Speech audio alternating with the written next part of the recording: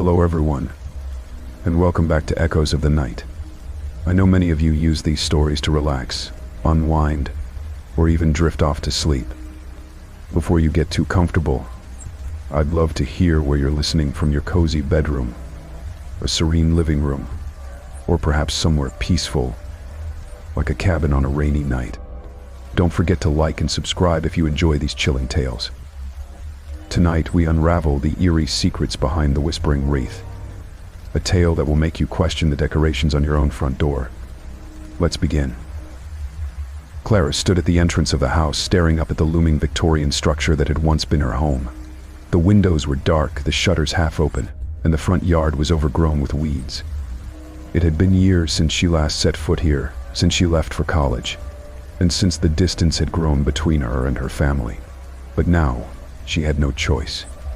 Her mother, the woman who had raised her, who had once been both a comfort and a mystery, was gone. The phone call had come early this morning. Her mother had died unexpectedly, the cause still unclear.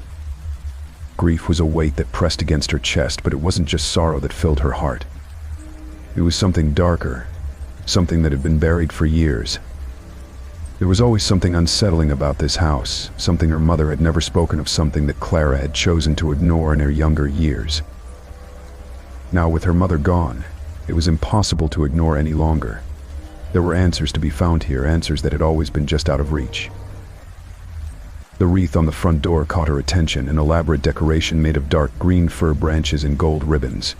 Clara hadn't remembered it looking so imposing.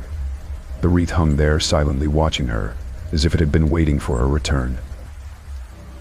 She had always hated Christmas. It was never a time of joy in her family, and as she stood there now looking at the wreath, she realized that it had never been the same since her father had died. Her mother, ever the enigma, had refused to speak about the circumstances surrounding his death. It was as if she had sealed herself away in the confines of this house, and Clara had never understood why. There were whispers, rumors her mother had never been normal. Clara often wondered if there had been something more to her mother's odd behavior than just grief. Taking a deep breath, Clara stepped forward and pushed open the creaky front door. The smell of old wood and dust hit her instantly. The house felt cold, almost lifeless. She flicked the light switch, but nothing happened. The power must have been cut off. She would need to get some candles and supplies, but for now she just stood there in the dim light, absorbing the heavy silence of the house. "Mom." Her voice echoed through the empty halls, but there was no response. Of course there wouldn't be. Her mother was gone, and Clara was alone in this eerie house that had once been filled with the distant hum of activity. She walked deeper into the house, each step heavy with the weight of the past. The old staircase creaked beneath her feet as she made her way upstairs. Her mother's room was at the end of the hall, the door slightly ajar, just as she remembered. Clara hesitated for a moment before pushing it open. The room felt the same, dim, musty, filled with the remnants of her mother's life. Old books piled up in the corner, a faded armchair next to the window, and the bed untouched, the covers still neatly arranged as if her mother had just gotten up. But as Clara stepped closer to the bed, her eyes were drawn to the small table next to it. There, sitting innocuously, was the wreath. It was as though the wreath had been placed there intentionally, in the heart of her mother's room. Clara frowned, confused. She had never remembered the wreath being inside before.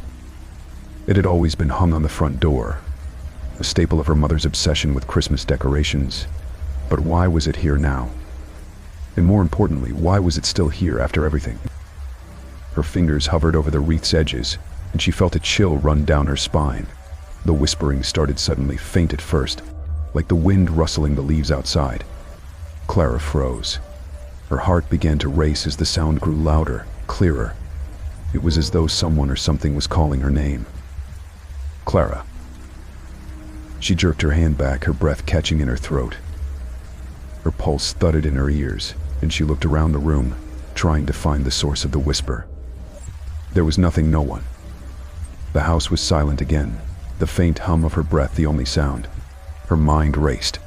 Was she imagining it? Was grief playing tricks on her? But then, as if answering her thoughts, the whisper came again, clearer this time. "Clara, the wreath, it calls." Clara stepped back, eyes wide. This wasn't just her mind playing tricks. This wreath was speaking. She couldn't explain how or why, but she could feel the pull, the eerie presence that was unmistakable. It was as though the wreath was alive, reaching out to her, beckoning her into the darkness of the house, into the secrets it had kept hidden for so long. Her hand trembled as she reached for the wreath once again. This time she didn't pull away. As her fingers brushed the cold, prickly surface, the whispering grew louder, and for a moment, Clara could have sworn she felt the wreath shudder beneath her touch. The whispers began to form words distorted, jagged words that seemed to come from the very walls of the house. "You cannot escape." Clara quickly yanked her hand away, stumbling back from the wreath. Her heart pounded in her chest as she tried to steady her breath. The house was alive, suffocating her with its darkness, and she realized just for a moment that she was no longer in control. The wreath remained silent now, watching her, but Clara couldn't shake the feeling that something had changed. She had awoken something in this house, something that had been waiting for her return, something that was far older and far more dangerous than she could ever have imagined. Clara stood frozen in the middle of her mother's room, staring at the wreath that seemed to pulse with an otherworldly energy. The air around her felt thick, suffocating, and the whispering had ceased, at least for now. But the chilling sensation remained, creeping up her spine like fingers brushing her skin. She took a step back, trying to regain some sense of control. Her breath came in shallow gasps as she glanced around the room, half expecting the walls themselves to close in on her. With trembling hands, Clara reached for her phone. The flashlight illuminated the room with a weak, flickering light. She scanned the walls, the shelves of books, the old photographs of her family that hung crookedly on the walls. But there was nothing out of place. Everything was just as she remembered, frozen in time. Yet she couldn't shake the feeling that something had shifted, something had awakened. She turned her gaze back to the wreath. It lay on the table, still and silent now, but Clara knew it was no ordinary decoration. She had never seen it before, at least not up close, and she couldn't understand why her mother had kept it. Her mother's obsession with Christmas had always bordered on strange, but this wreath felt different. It felt wrong. "Mom, what were you hiding?" Clara whispered under her breath, stepping closer to the wreath again, her fingers itching to touch it once more. The thought of her mother, so distant and cold in her final years, haunted Clara's mind. There were always whispers around the house, things her mother had said late at night that Clara had dismissed as ramblings. She had never taken her mother's warnings seriously until now. Clara gently lifted the wreath from the table, its weight surprisingly heavy in her hands. She looked closely at the wreath's decorations, the gold ribbons now tarnished with age, the leaves a dark, almost black-green. There were small, intricate symbols woven into the edges, symbols that Clara didn't recognize. She ran her fingers over the symbols, a strange sensation creeping into her fingers as she did so. It was as if the wreath itself was alive, pulsating beneath her touch. A sudden chill washed over Clara, and she instinctively pulled her hand away. The whispers started again, this time louder, more insistent. "Come closer." Clara's pulse quickened, and she stumbled back, her heart racing. The voice, or whatever it was, felt so close, as if it was right behind her. She whirled around, expecting to see someone or something standing in the doorway. But there was no one. The room was empty, as it should be. "Clara, you have come." The voice echoed in her mind, its tone dripping with malice. She clutched her phone tightly, her fingers slick with sweat. Something was horribly wrong, and she knew she couldn't stay here alone any longer. But she couldn't leave, not without answers. She had come for a reason, after all, and she had to find out what it was. Turning her back to the wreath, Clara quickly scanned the rest of the room. Her eyes landed on a small, dusty chest at the foot of her mother's bed. She had never noticed it before, or maybe she had, but had never paid much attention to it. It looked like an old family heirloom, covered in a fine layer of dust, but the faint outline of symbols etched into the wood made her pause. She walked over to the chest, feeling the weight of her own hesitation pressing down on her chest. Her mother's things, her secrets, they had always been hidden in plain sight. Clara had grown used to the unspoken rule of this house. Never ask questions. Never probe too deeply. But now the walls were closing in, and Clara's curiosity had taken over. Her hands shook as she reached for the lock. To her surprise, it wasn't locked. The chest creaked as she lifted the lid, and a cloud of dust puffed out, making her cough. Inside there were several old letters, yellowed with age, and a small, worn journal. Clara pulled the journal free from the chest, her heart hammering in her chest. She opened it to the first page, the handwriting familiar but faded. December 23rd, 1987. The wreath has arrived again. I can feel it watching me. It never stops calling. The curse grows stronger each year, pulling at my soul. I fear I am running out of time. Clara's fingers trembled as she read the words. The journal was filled with similar entries, all detailing a growing sense of dread of being stalked by an unseen force. The wreath. Her mother had written about it. Clara's stomach churned as she flipped through the pages. The journal spoke of the wreath arriving every Christmas, and the more it was left unattended, the stronger its power became. There were no answers, no clues about what this wreath was or where it had come from. But one thing was clear, it wasn't just a decoration. It was part of something much darker, something that had been tormenting her family for generations. Clara felt the temperature in the room drop again, the shadows creeping along the walls. The whispers were growing louder, more urgent, and she realized with a start that they weren't just in her head. The sound seemed to come from the walls themselves, from the very foundation of the house. Clara. The wreath on the table rattled, its golden ribbons fluttering in a breeze that didn't exist. Clara's heart pounded in her chest as she looked at it, paralyzed with fear. The house itself seemed to be alive, closing in around her, and Clara realized with a sinking feeling that she might not be alone in this house after all. She needed to get out, but she couldn't leave. Not until she understood what was happening, and what the wreath had to do with it. Clara's fingers clenched around the journal as she stared at the wreath on the table, a strange pull drawing her closer despite the fear clawing at her chest. The whispers were louder now, growing in intensity, as if something was reaching out to her, beckoning her into the dark depths of the house. The temperature in the room had dropped to a bone-chilling cold, and Clara could see her breath in the air, fogging up the space around her. She quickly slammed the journal shut, feeling an eerie sense of urgency building in her chest. Whatever her mother had been writing about, whatever this wreath symbolized, it was more than she had ever imagined. The walls of the room seemed to close in, and she could almost feel the house itself pressing in on her, as if it were alive, breathing, watching, waiting. The whispers became louder, more distinct. Clara's head throbbed with the pressure, each word sent like a dagger into her mind. She squeezed her eyes shut, fighting the growing sense of panic that was threatening to consume her. "Come closer, Clara." She had to get out. She turned on her heel and fled from the room, almost tripping over her own feet as she rushed down the hallway. The old wooden floors creaked under her weight, and every step seemed to echo in the oppressive silence. She reached the stairs, her breath coming in sharp gasps, and descended quickly, praying the house wouldn't catch up to her. As Clara reached the bottom of the staircase, the front door loomed before her. Freedom was so close she could almost taste it. But just as her hand reached for the doorknob, a sudden gust of cold air slammed into her from behind. The door rattled in its frame, and Clara spun around to see what had caused it. For a moment the house seemed silent again. The whispers had stopped. The wreath, where was it? Clara's gaze shot toward the living room. The wreath was no longer on the table. Panic surged through her veins, and she ran back into the room, only to find it sitting on the mantel above the fireplace, as if it had never been touched. It had moved on its own. She was certain of it. Clara's heart thudded violently in her chest as she backed away, feeling the walls close in around her. Her legs were shaking, her body trembling with the cold and fear. But she could not look away.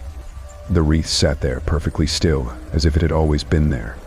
The gold ribbons shimmered faintly in the dim light, and the faintest of whispers returned. "You belong to us now." Clara's mind raced. Her mother's journal had hinted at a curse, something far darker than anything she had ever imagined. But why had her mother kept the wreath all these years? Why hadn't she told Clara anything? Desperate for answers, Clara rushed back to the chest in her mother's room. She had to know more. Whatever her mother had been hiding, it was buried in the past, hidden deep within the house's walls. She forced the chest open again, ignoring the way the dust swirled around her as she dug through its contents. Another journal, an older one this time, caught her eye. She pulled it free from the chest, the leather binding worn and cracked from age. The pages inside were fragile, the ink faded but still legible. This journal was not written by her mother. The handwriting was different, more frantic, and it smelled faintly of mildew. Clara turned to the first page. December 10th, 1954. The wreath came to us tonight. I know its power now. It is the thing my ancestors feared. The curse is real, and I have seen it with my own eyes. If I do not write this down, I fear it will consume me. Clara's breath caught in her throat. The words mirrored her mother's warnings, but this was from someone else, someone who had written this journal decades ago. The pages that followed told of a long history of terror, stretching back centuries. The wreath was no mere decoration, it was a vessel, a binding force that held something ancient, something dark and powerful. The more she read, the more Clara realized the curse was not just tied to her mother. It was tied to her entire family, spanning generations. Each person who had lived in this house had been cursed, drawn into the wreath's influence. It had been passed down, hidden from the world, but always waiting, always watching. Clara's hands trembled as she read further. The writer spoke of attempts to destroy the wreath each time. They had failed. The curse could not be broken. It could only be contained for a time, until it found its next victim. The last entry was the most chilling. December 20th, 1954. It is too late. The wreath has claimed me, and I am no longer my own. My body is here, but my soul is not. Whoever reads this must know it is not the wreath you must fear, it is what it brings. It is always watching, always waiting. And it will never stop until you are consumed. Clara's stomach turned as she closed the journal. Her mind raced. This was more than she could have ever imagined. The wreath had come for her mother. It had come for her family. And now it was coming for her. She was not safe here. No one was. She stood, shaking, her hands still gripping the journal. The whispers were growing again, louder now, and they seemed to come from every direction. Clara's mind spun, the room closing in on her. The air was thick with dread. Clara, come to us. The wreath was calling. And Clara knew, deep in her bones, that it wouldn't be long before it claimed her too. Clara's heart raced as she slammed the journal shut, her fingers shaking uncontrollably. The weight of what she had read pressed heavily on her chest. The wreath wasn't just an object, it was a conduit for something far darker, something ancient and evil. It had claimed those before her, and now it had set its sights on her. She couldn't shake the feeling that something was watching her, waiting for the perfect moment to strike. Her breath came in short gasps, and she could hear the faint whispers creeping from the walls again, like a chorus of voices just beneath her hearing. Her mind raced. What was she supposed to do? How could she fight something so powerful, something that had already claimed generations of her family? The air in the house was thick, suffocating, and Clara could feel the walls close in around her. The temperature had dropped drastically, and her breath misted in the air as she stood in the center of the room. The shadows seemed to stretch unnaturally, curling around the edges of the walls, and she swore she could hear faint footfalls behind her. Turning quickly, Clara's eyes scanned the room, but she saw nothing. Just the empty space, the faint flicker of candlelight casting distorted shadows across the floor. A low, guttural whisper brushed her ear, sending a chill crawling down her spine. It was unmistakable now. Someone or something was there. Clara? The voice sounded like her mother's, but distorted, warped by something evil. Clara took a step back, her eyes wild, and her heart thudded painfully in her chest. She wasn't alone. The wreath. It had moved again.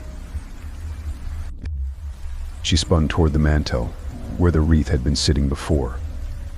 This time, it was no longer there. The mantel was empty, and Clara's stomach churned as she realized that the wreath had vanished. Where is it? She backed away slowly, her pulse hammering in her ears, her breath shallow as she frantically scanned the room.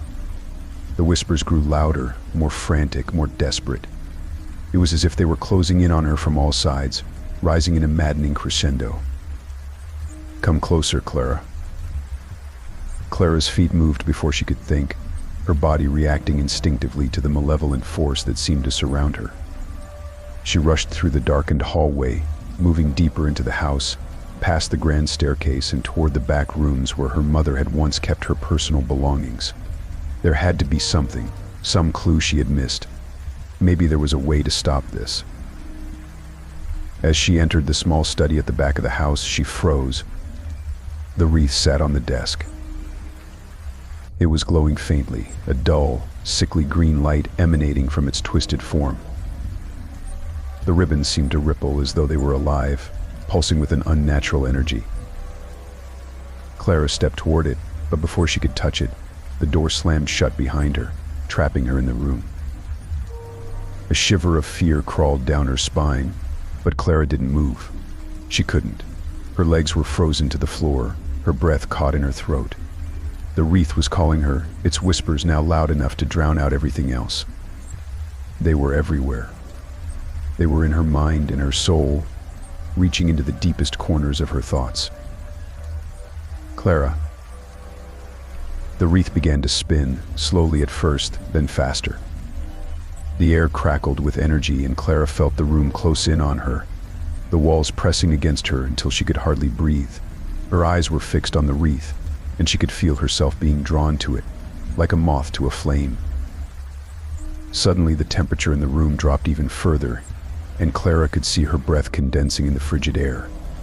She pulled her jacket tighter around her body, trying to fight the overwhelming sense of dread that was creeping into her bones. Then, with a crackling sound, a figure appeared. Clara's heart leapt into her throat as she stared at the translucent form of a woman standing before her. The figure was clad in old-fashioned clothing, her face obscured by a veil of darkness. Clara's eyes widened in terror. This wasn't just a figure, it was a spirit. And it was staring right at her. "You are the next." The voice was soft yet cold, like the breath of a corpse.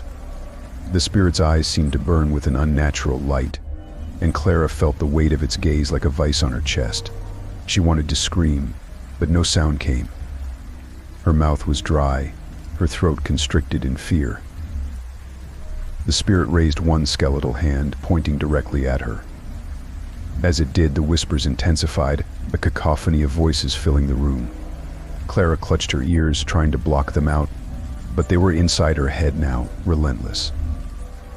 "You will never escape." The figure took a step forward, and Clara felt the temperature plummet even further. Her breath froze in the air as the spirit reached out toward her with its icy hand. A flash of movement caught her eye, a glimpse of the wreath, spinning faster now, glowing with an even more intense light.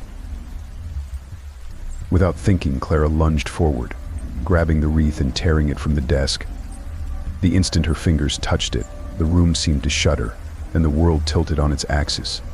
The whispers grew deafening, an overwhelming roar that threatened to rip her mind apart. "No."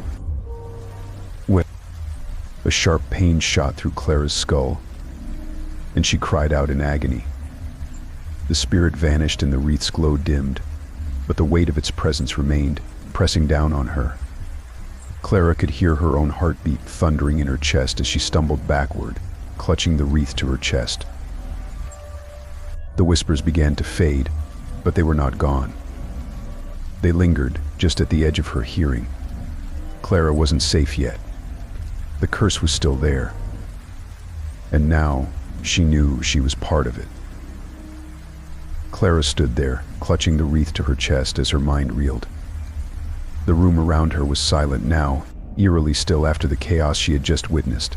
She could still feel the presence of the spirit lingering in the shadows, watching her every move. The wreath had stopped glowing, but its weight felt heavier now, as though it was pressing down on her very soul. Her breath was shallow, and her heart pounded in her chest, still racing from the terror of the encounter. She had to understand what was happening. What was this wreath? Why had it come to her family, and why had it now chosen her?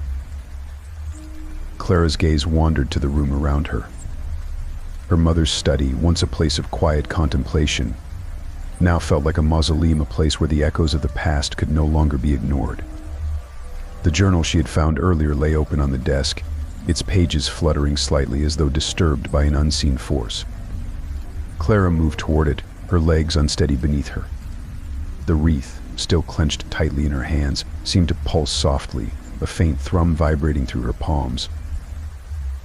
With trembling fingers, Clara reached for the journal and turned the page. She skimmed through the words, her eyes searching for anything that might shed light on the wreath's true nature. Her fingers paused over a passage that made her heart skip a beat. "The wreath is the anchor," the journal read. "It binds the spirit to this world, allowing it to possess the living. Those who wear the wreath are marked. The curse is passed down through generations until it finds the one who will break the chain, or become part of it forever." Clara's pulse quickened as she read the words again. She had known it. Deep down, this wasn't just an artifact. It wasn't just a relic of the past. The wreath was alive in its own way, and it had chosen her. But how was she supposed to break the chain? The journal didn't offer much in the way of answers. It only spoke of the chosen one, a person who could either end the curse or succumb to it. The curse had claimed so many before her, and now it seemed to have marked her as its next victim.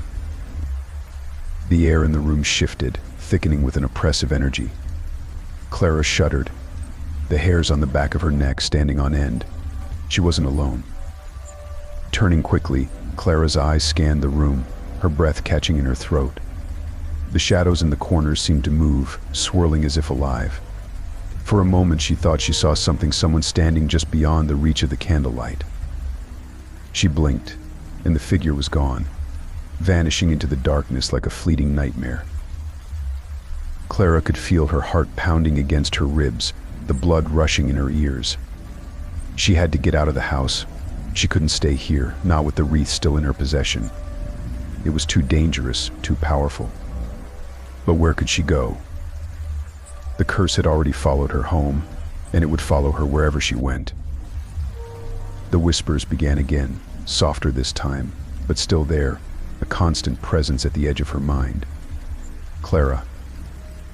She closed her eyes, trying to block out the voices, but they were relentless. The wreath pulsed in her hands as though it were calling to something, calling to her. "Help me." The voice was faint, but it was unmistakable. It wasn't just a whisper, it was a plea. And it was coming from the wreath. Clara's fingers tightened around the wreath as a chill washed over her. The room felt colder, and the shadows seemed to grow darker, pressing in closer. She could feel something in the air, something ancient and malevolent, watching her. It was the spirit, the one she had seen earlier. It wasn't gone. It was still here, in the house, lurking just beyond her perception. She turned toward the window, the glass reflecting her wide, panicked eyes. Outside, the night was dark and silent. The snow had stopped falling, but the air was thick with an unnatural stillness. It felt like the calm before the storm, the calm before something terrible would happen. Clara took a step back from the window, her mind racing. She couldn't stay here. She had to find a way to get rid of the wreath, to break the curse. But how?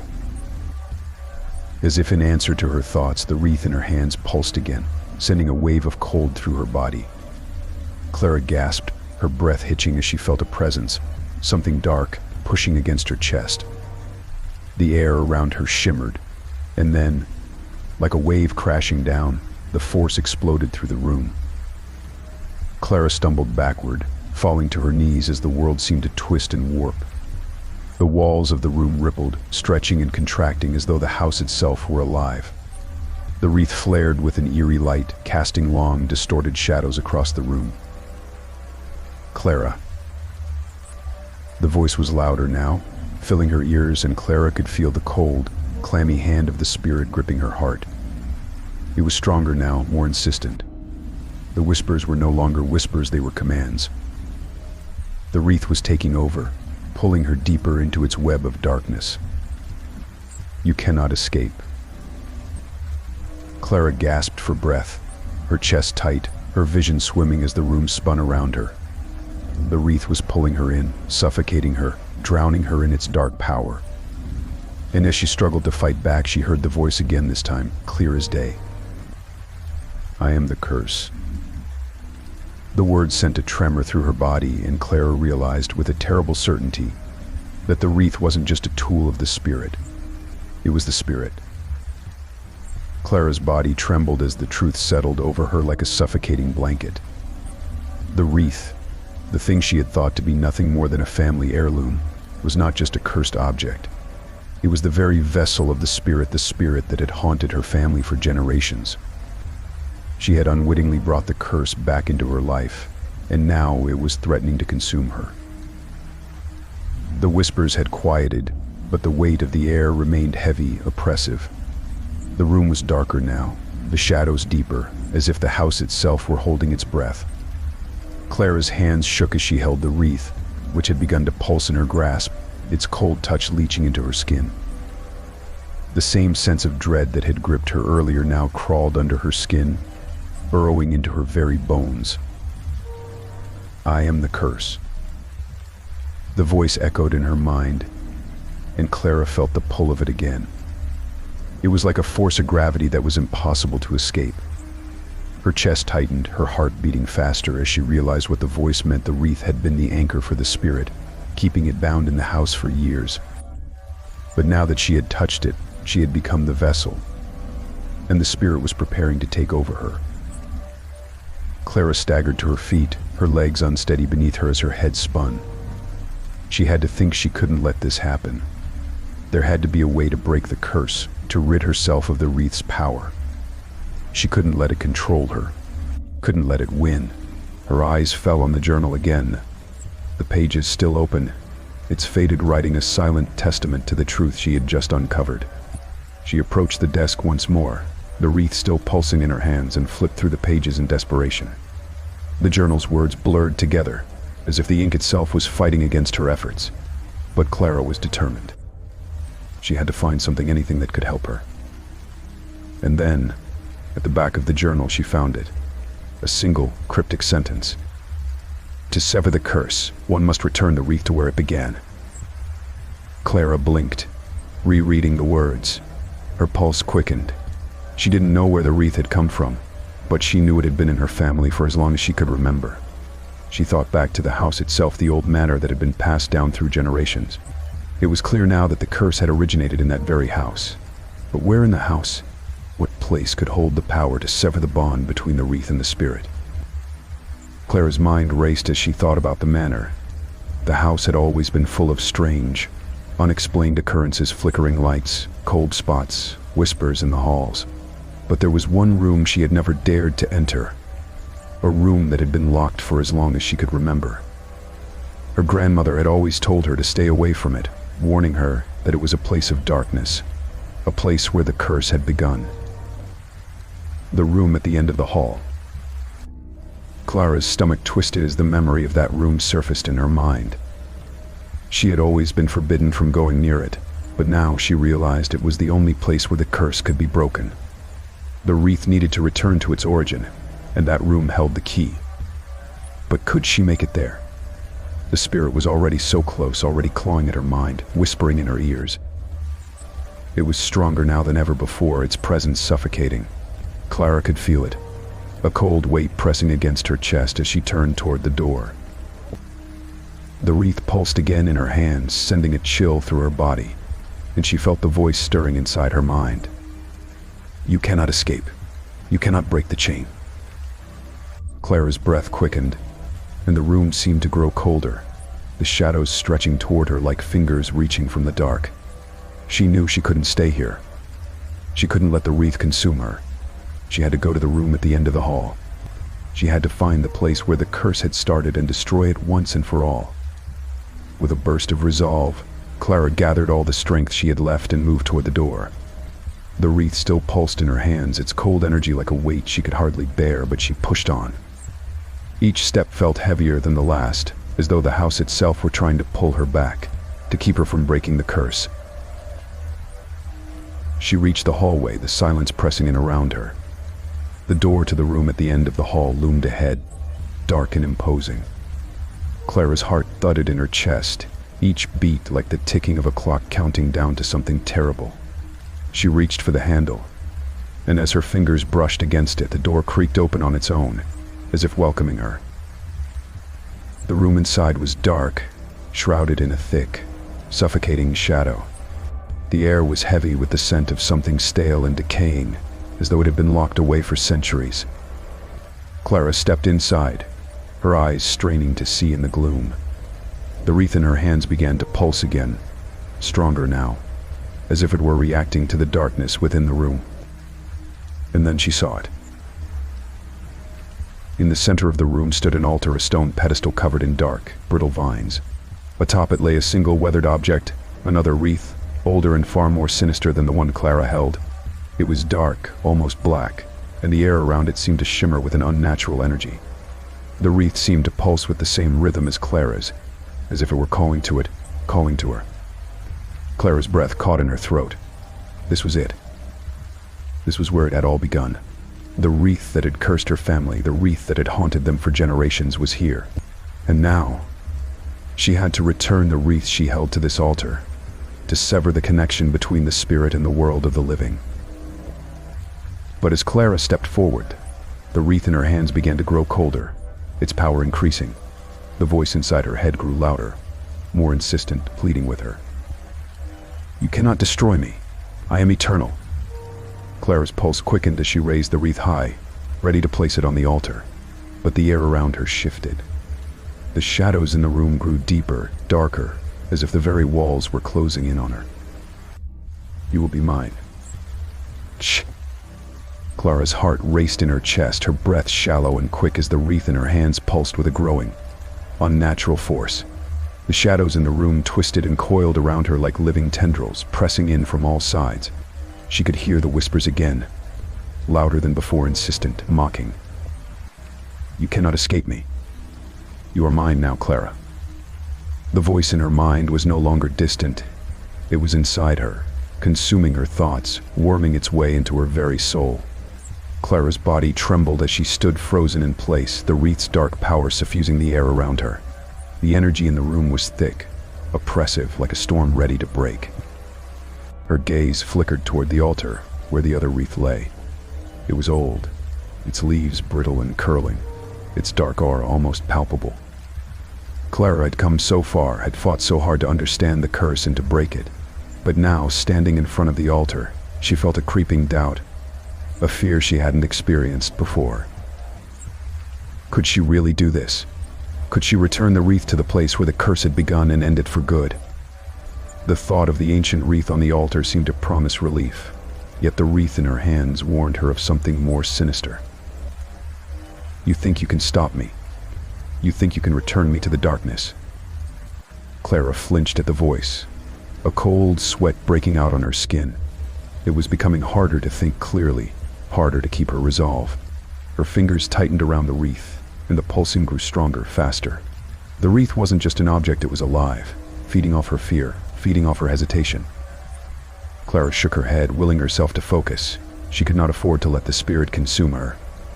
She had to finish this.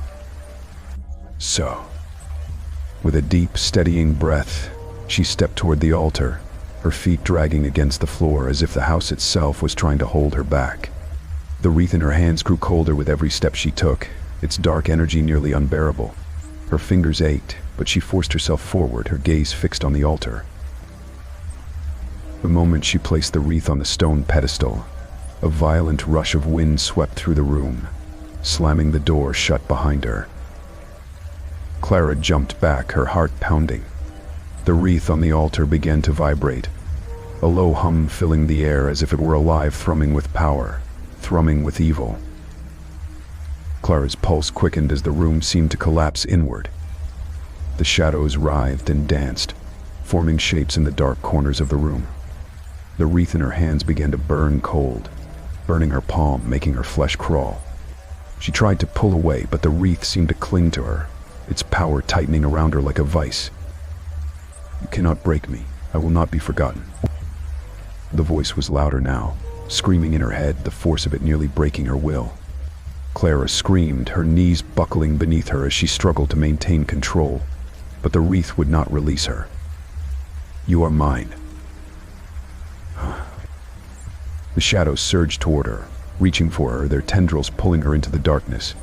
Her breath came in ragged gasps as she fought against them, but they were too strong.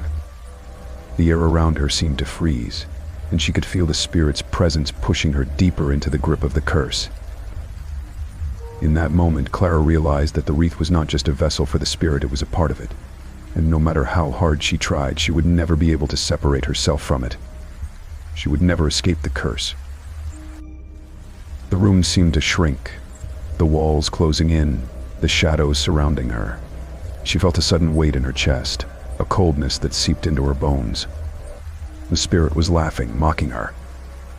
"There is no escape, Clara. There never was." Her vision blurred as the shadows closed in, darkness filling every inch of the room. The wreath's cold power surged through her, and she knew that if she didn't do something soon, it would be too late.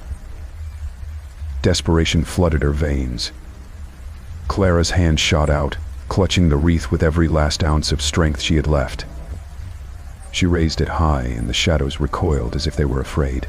The room seemed to tremble, as if the very house were alive, fighting to hold on to its grip on her.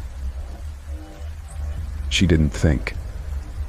She couldn't afford to think. She hurled the wreath across the room with everything she had. The moment the wreath left her hands, the room seemed to explode. A violent, deafening crash filled the air, and the shadows writhed and twisted, shrieking in pain. The wreath landed on the altar with a resounding thud, and the air grew still. For a moment there was only silence. Clara's breathing was ragged, her body aching from the strain, but the overwhelming presence of the curse had disappeared. The shadows no longer lurked in the corners, and the cold grip on her chest had loosened. She staggered back, her eyes wide as she tried to process what had just happened.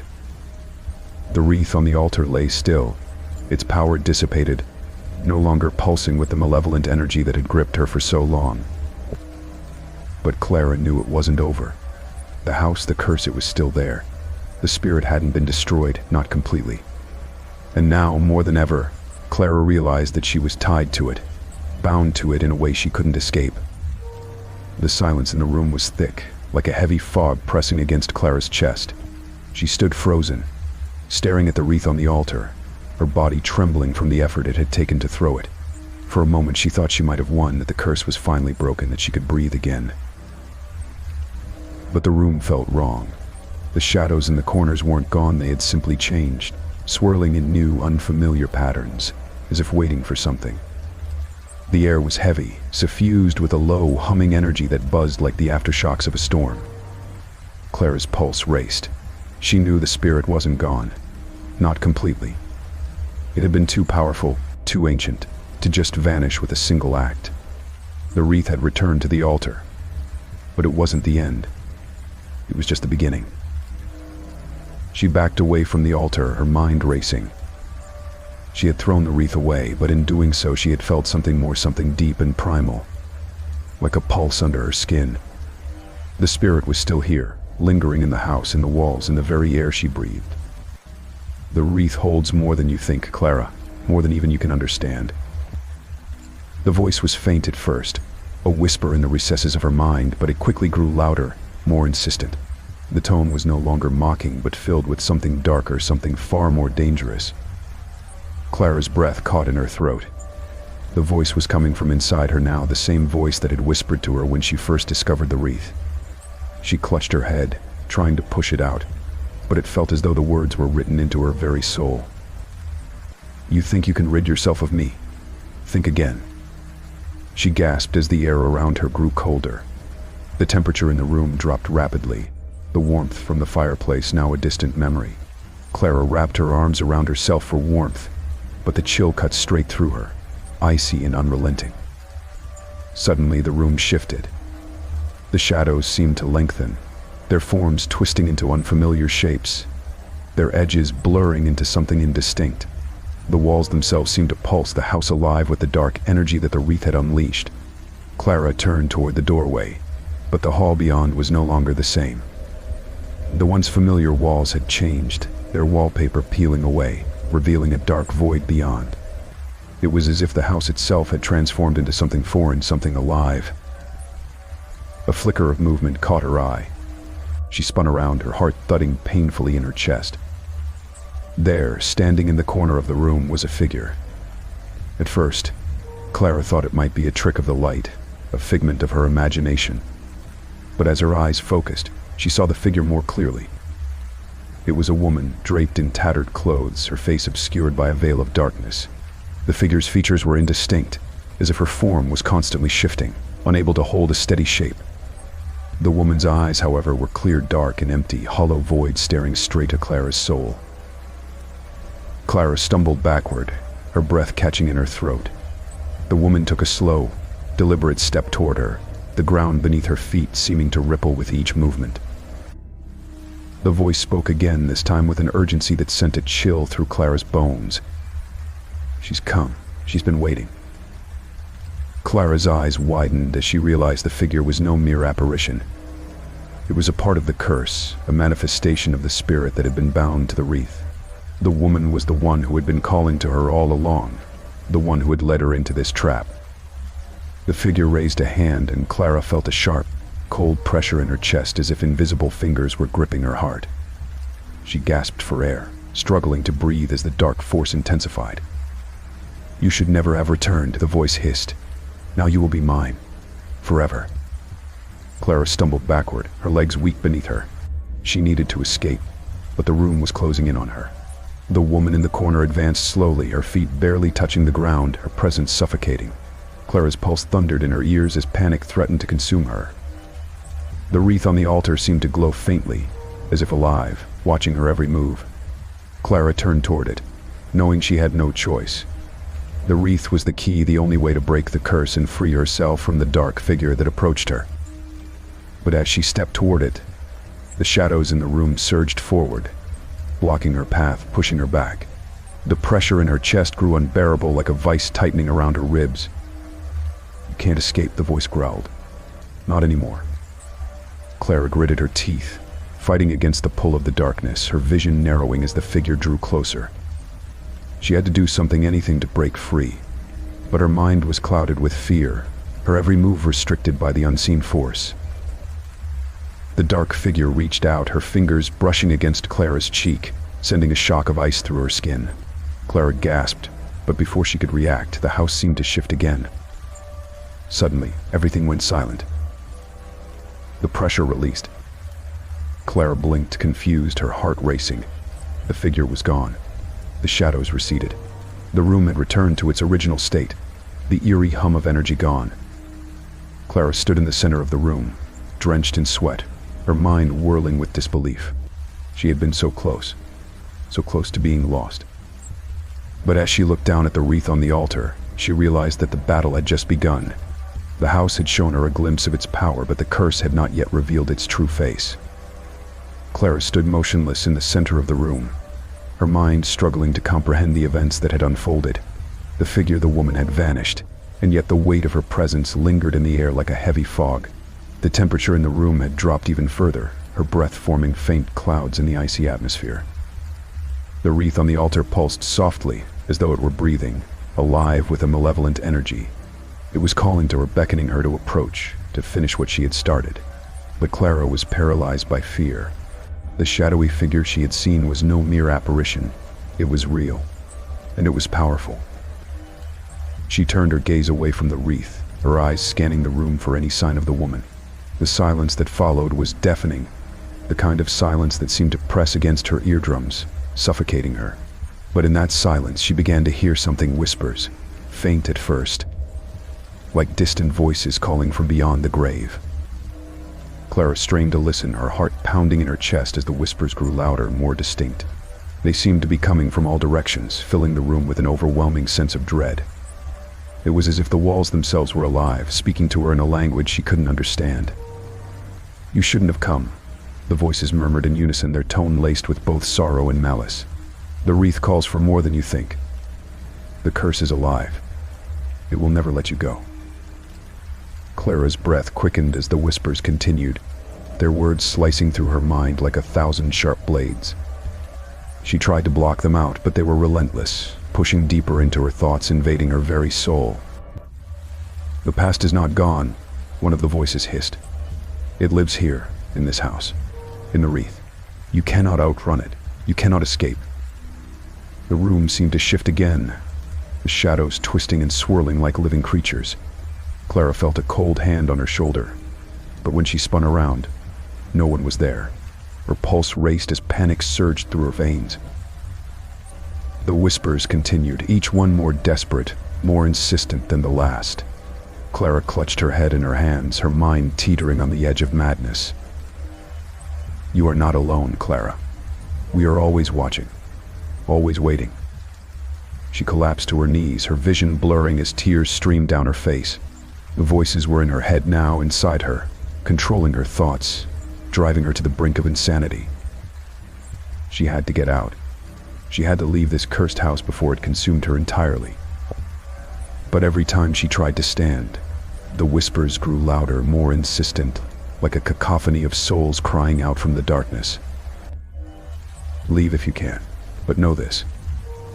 The voice shifted, becoming darker, more guttural. "The wreath will never let you go."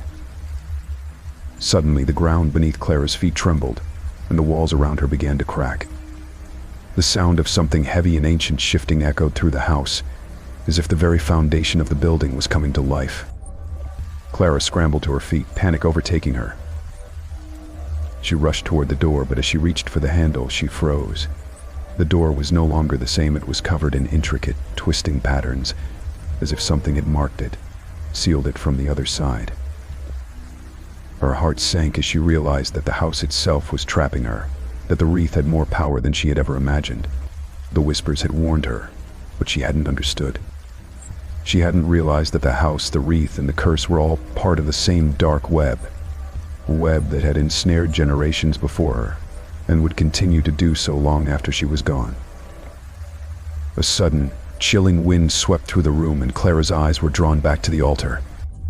The wreath was now glowing, its twisted branches writhing like serpents. The soft whispering grew louder, louder still, until it was no longer a whisper, but a scream, an unbearable, soul-shattering scream that rattled her bones. "You belong to us." The voice was no longer distant, it was right behind her. Clara spun around, but there was nothing there. The room was empty, empty but for the wreath. The dark figure from earlier had returned, but it was no longer just a figure, it was a presence. A force that hovered just outside her vision, pulling at her, pulling her toward the altar. She couldn't fight it anymore. The wreath had already begun to claim her. With one last, desperate cry, Clara rushed forward, reaching for the wreath in a futile attempt to destroy it, to free herself. But as her fingers touched the wreath, the room exploded into light, a blinding, searing light that consumed everything. Clara screamed as the light tore through her, her body paralyzed by the force. The last thing she saw before everything went white was the wreath, its branches coiling around her, pulling her into the darkness. And then, nothing. Clara woke with a jolt, her lungs gasping for air. The light was gone, and she was no longer in the altar room. Instead, she found herself in an unfamiliar place, a long, dimly lit corridor with walls made of warped wood and a ceiling that seemed to stretch infinitely into the void. The air was heavy with a damp, musty smell, and the faint glow of flickering lanterns cast eerie shadows across the walls. Her hands trembled as she pushed herself to her feet. She could feel the cold, uneven floor beneath her fingers, its surface rough like ancient stone. A shiver ran down her spine as she realized that the whispers had returned, faint but persistent, echoing down the endless corridor. "You cannot hide from us, Clara." The voice was soft, almost gentle, but it carried an unmistakable malice. She clutched her chest, trying to steady her breathing. She had no memory of how she had gotten here, no sense of time or space. The last thing she remembered was the wreath and the blinding light. Looking down the corridor, she noticed a series of mirrors lining the walls, their surfaces dulled by years of grime. Each mirror reflected the corridor, but not her. She stepped closer to one of them, hesitantly raising her hand to touch the glass. The moment her fingers made contact, the mirror rippled like water, and a face appeared her face, but not as she knew it. The reflection stared back at her with hollow eyes, its expression twisted in anguish. The reflection mouthed words she couldn't hear, its movements frantic and desperate. Clara recoiled, stumbling backward, her heart pounding in her chest. The whispers grew louder, merging into a chorus of voices that seemed to emanate from the mirrors themselves. "You will see the truth, whether you want to or not." The mirrors began to shimmer, their surfaces alive with movement. Each one showed a different scene, fragments of memories that weren't hers. She saw a family huddled around a Christmas tree, their faces illuminated by the soft glow of candlelight. They looked happy, but there was an undercurrent of sadness in their eyes. In another mirror, she saw the same family, but this time the scene was different. The father stood by the window, his face pale with fear as he stared into the darkness outside. The mother clutched her children tightly, her eyes wide with terror. The scenes shifted rapidly, each one more disturbing than the last. A young boy crying in the corner of a dark room, a woman screaming as shadowy figures surrounded her, a man walking into the forest and never returning. Each fragment felt like a piece of a larger puzzle, one that Clara couldn't yet comprehend. As she moved down the corridor, the mirrors began to distort, their images warping into grotesque forms. Her own reflection appeared again, but this time it wasn't alone. Behind her, a shadowy figure loomed, its face obscured but its presence unmistakable. She spun around, her breath catching in her throat, but there was nothing there. The corridor seemed to stretch endlessly, the lanterns flickering as if they were about to extinguish. Clara's footsteps echoed loudly, each step amplifying her growing sense of dread. The mirrors continued to show her visions, but now they were focused on her. She saw herself walking through the house, touching the wreath, speaking to the shadowy woman. The reflections mocked her, their voices blending with the whispers that filled the corridor. "Why did you come back, Clara?" She pressed her hands over her ears, trying to block out the voices, but it was no use. They were inside her head, a part of her now. At the end of the corridor, she saw a door, a simple wooden door with no markings, no handle, nothing to distinguish it. It was the only thing that seemed real, the only solid object in this distorted place.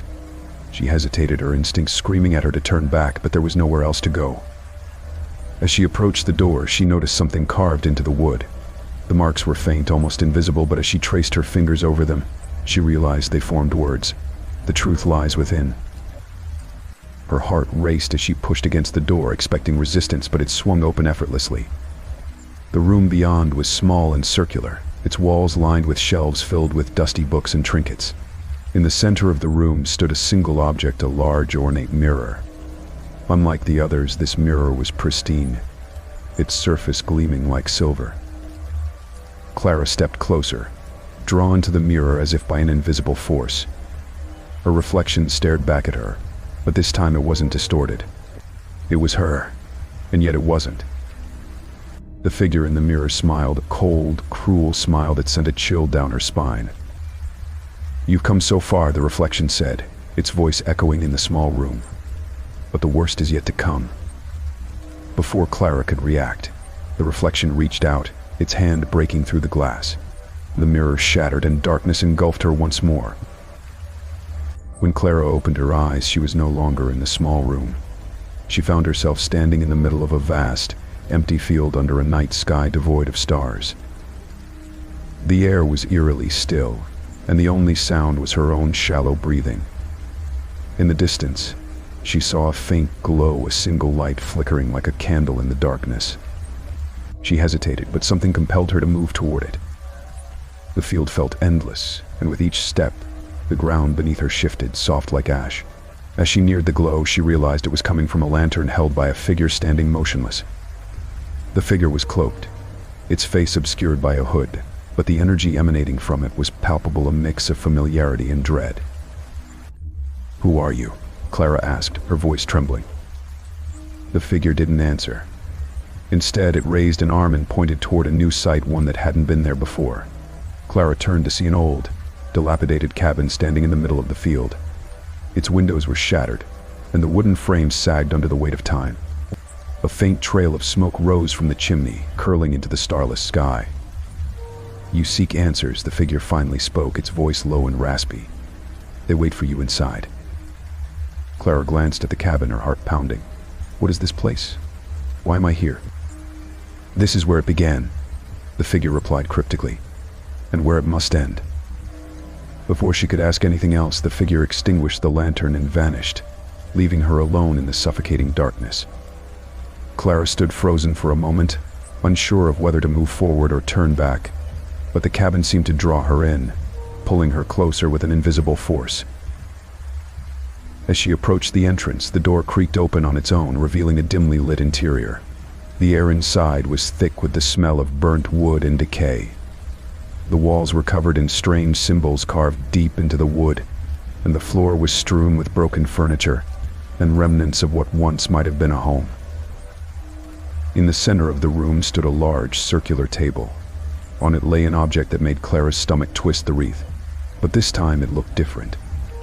Its once lush greenery was now dry and brittle, the red berries shriveled and blackened. The whispers began again, louder now, filling the room with their haunting chorus. "It's all connected, Clara. You know this. You've always known." She stepped closer to the table, her gaze fixed on the wreath. As she reached out to touch it, a sudden gust of wind swept through the room, extinguishing the dim light and plunging her into darkness. She stumbled back, her pulse racing as the whispers grew deafening. "Show yourself!" she shouted, her voice barely audible over the cacophony. The air around her grew colder, and she could feel a presence, something ancient and malevolent. A flicker of light appeared, illuminating a corner of the room. There, standing among the shadows, was a young girl. She looked no older than 10, her pale face framed by long dark hair. She wore a tattered dress, and her bare feet left no imprint on the dusty floor. Clara's breath caught in her throat. Who are you?" The girl tilted her head, her expression void of emotion. "You don't remember me, but I remember you," she said in a voice that sounded both young and old. "You're part of this, just like I was." "What do you mean?" Clara asked, taking a cautious step forward. "What happened here?" The girl's gaze shifted to the wreath on the table. "It's a prison," she said softly, "a vessel for something that can't be contained." Clara's mind raced. "The wreath, it's what's causing all of this, isn't it? The whispers, the shadows, everything." The girl nodded. "It was created long ago by someone who thought they could control the darkness, but it was never meant to be controlled. Now it feeds on those who come near it." "Why me?" Clara asked, her voice breaking. "Why was I drawn here?" "Because it remembers you," the girl said, her eyes locking onto Clara's. "It knows who you are, even if you don't." Clara felt a chill run down her spine. "What am I supposed to do?" The girl pointed to the wreath. "Destroy it. Break the cycle. But it won't let you. It will fight back, and it will try to take you with it." Before Clara could respond, the girl began to fade, her form dissolving into shadows. "Wait," Clara called out, but it was too late. The girl was gone, leaving Clara alone in the oppressive silence. She turned back to the wreath, its twisted form pulsing with a faint, sinister glow. Whatever the truth was, it lay within this cursed object. Summoning every ounce of courage she had, Clara reached out, her fingers brushing against the brittle leaves. The moment she touched it, the room erupted in chaos. Shadows poured from the walls, spiraling toward her like a living storm.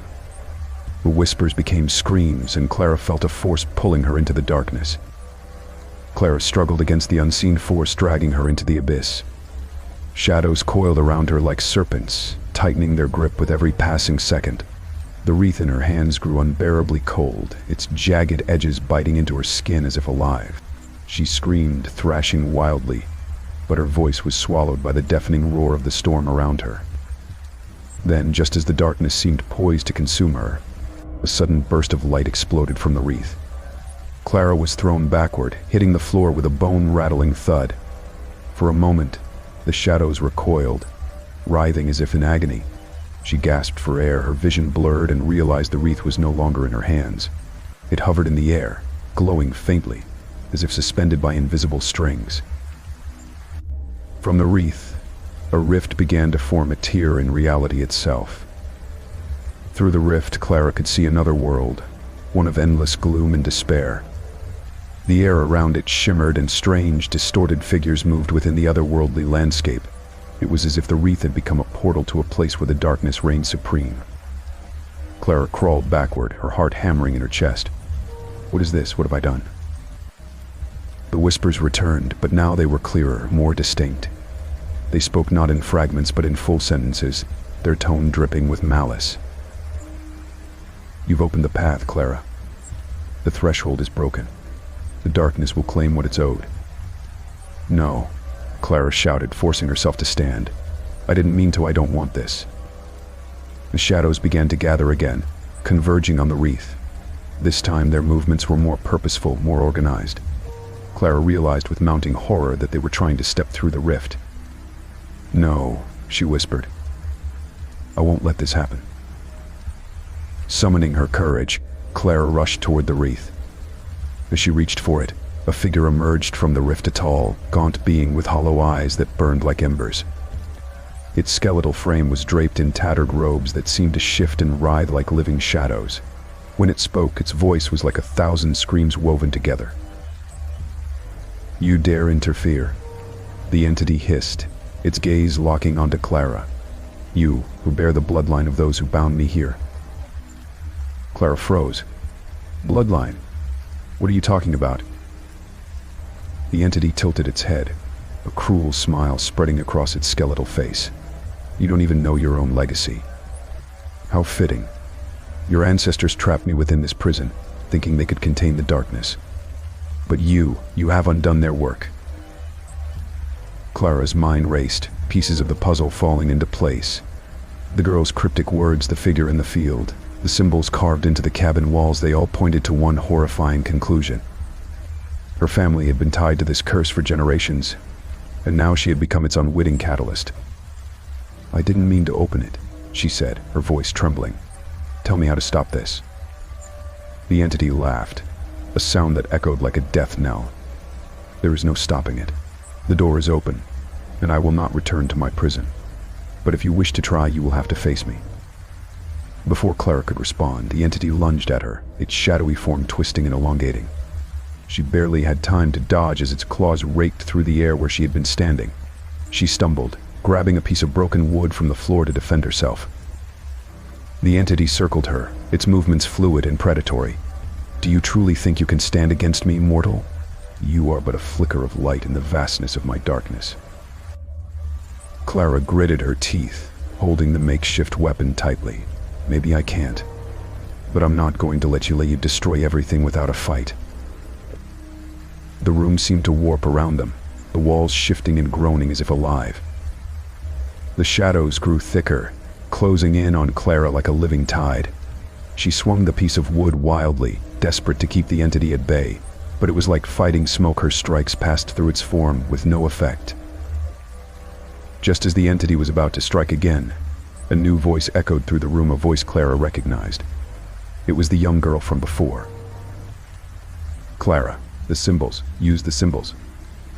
Clara's eyes darted to the walls, where the strange carvings glowed faintly in the dim light. She didn't know how or why, but she felt a sudden certainty that they held the key to stopping the entity. She rushed to the nearest symbol, tracing its lines with her fingers. The moment she touched it, a surge of energy shot through her, and the entity recoiled with a hiss. No, you cannot bind me again. Clara moved to the next symbol, her determination growing with each step. The symbols began to pulse with light, forming a protective barrier around her. The entity's movements became frantic, its form flickering as if struggling to maintain its shape. You cannot win, it roared, its voice shaking the very foundations of the room. This is only the beginning. Clara reached the final symbol, placing her hand against it. The light from the carvings flared, blinding in its intensity. The shadows screamed and the rift began to close, its edges knitting together like a wound healing. The last thing Clara saw before the room was engulfed in light was the entity's hollow eyes, filled with a rage that promised this was far from over. When Clara opened her eyes, the room was silent. The oppressive darkness that had threatened to consume her was gone, replaced by an eerie stillness that made her skin crawl. The symbols on the walls no longer glowed, their light extinguished as her purpose had been fulfilled. She was alone, but the faint hum of tension in the air reminded her that the danger wasn't over. The wreath lay on the floor, no longer glowing or emitting its chilling aura. Clara approached it cautiously, her heart pounding. As she bent down to pick it up, a voice soft but insistent echoed in her mind. "Do not touch it." She froze, her hand hovering over the wreath. The voice belonged to the young girl who had guided her moments earlier. "Where are you?" Clara whispered, glancing around the room. "Who are you?" The voice didn't respond, leaving Clara with more questions than answers. She withdrew her hand and stared at the wreath. It looked harmless now, its twisted vines and faded ribbons giving no indication of the terror it had unleashed. But she knew better than to trust appearances. A faint knock echoed through the house, startling her. It was coming from the front door. Clara's instinct screamed at her to ignore it, but curiosity and desperation overruled her fear. She needed to know if anyone had come to help. The hallway stretched before her, the flickering light of the single bulb casting long, distorted shadows. Each step she took felt heavier, as if the house itself were trying to hold her back. The air grew colder the closer she got to the door. When she finally reached it, she hesitated, her hand hovering over the doorknob. The knock came again, this time louder and more insistent. Swallowing her fear, she opened the door. No one was there. Instead, a chilling breeze swept past her, carrying with it the faint scent of pine and something metallic blood. Clara shivered, looking out into the darkness. The snow-covered yard was undisturbed, the landscape eerily pristine. Then she saw it. On the porch, lying neatly in the center of the welcome mat, was a small package wrapped in crimson paper and tied with a black ribbon. Her name was written on the tag in an elegant, unfamiliar script. Clara's hands trembled as she picked up the box. It was heavier than she expected, the weight of it sending a shiver down her spine. She closed the door quickly, locking it behind her before retreating to the living room. Setting the package on the coffee table, she sat down and stared at it. Her mind raced with possibilities, none of them good. Finally, unable to contain her curiosity, she untied the ribbon and peeled back the paper. Inside was a wooden box, its surface carved with intricate patterns that looked disturbingly similar to the symbols on the walls of the cabin. She lifted the lid, and her breath caught in her throat. Inside was a photograph, its edges yellowed with age. It showed a family standing in front of the cabin, their faces solemn. Clara's heart skipped a beat when she recognized one of them. It was her grandmother, though much younger. Beneath the photo was a small, folded piece of parchment. She unfolded it carefully, revealing a message written in the same elegant script as the tag on the package. "The darkness has only been delayed, not defeated. You carry the bloodline, and with it, the responsibility. The wreath is the key, but it is also the curse. Choose wisely, for the house remembers, and it will not forget." Clara's hand shook as she read the words. The weight of her family's history pressed down on her, and she realized the fight was far from over. The wreath wasn't just an object, it was a tether, a bridge between worlds. And as long as it existed, the darkness would always find a way back. A faint noise drew her attention, a whisper, barely audible. She turned toward the sound and saw the wreath, still lying on the floor where she'd left it. But now faint tendrils of shadow began to seep from its edges, curling like smoke. The room grew colder, and the lights flickered. Clara's pulse quickened as the whispers grew louder, more insistent. She realized with mounting dread that the entity wasn't gone. It was still here, waiting, watching. And it wasn't alone. The whispers escalated, an unintelligible cacophony that echoed through the room. Clara clutched the photograph tightly, her knuckles white against its edges. Her mind raced, trying to piece together the puzzle, the cabin, her grandmother, the wreath, and the ominous message. She couldn't deny it anymore. This wasn't just a series of eerie coincidences. It was a legacy, one she had unknowingly inherited. The wreath lay on the floor, pulsating faintly with a sinister energy. The shadows seeping from it began to take shape, forming figures that flickered in and out of view. Clara felt her breath catch as the temperature dropped further, frost forming on the edges of the windows. A sudden loud bang made her jump. It came from the kitchen, followed by the sound of shuffling footsteps. Clara froze, every muscle in her body tensing. The cabin was empty, or at least it was supposed to be. Gripping the photograph, she forced herself to move toward the kitchen. Her feet felt like lead as she crossed the threshold, the darkness inside seeming thicker, more oppressive. "Who's there?" she called out, her voice trembling. The only response was a faint scraping sound, like nails dragging across wood. She grabbed a flashlight from the counter and flicked it on, the beam slicing through the shadows. What she saw made her stomach churn. Standing at the far end of the kitchen was a figure cloaked in darkness, its form barely human. Its head was wreathed in shadow, and where its eyes should have been, there were only hollow voids that seemed to suck in the light. The figure didn't move, but the air around it seemed to ripple, as if reality itself were bending under its presence. Clara's instincts screamed at her to run, but her legs refused to obey. "Leave me alone," she shouted, mustering what little courage she had. The figure tilted its head, as though considering her words.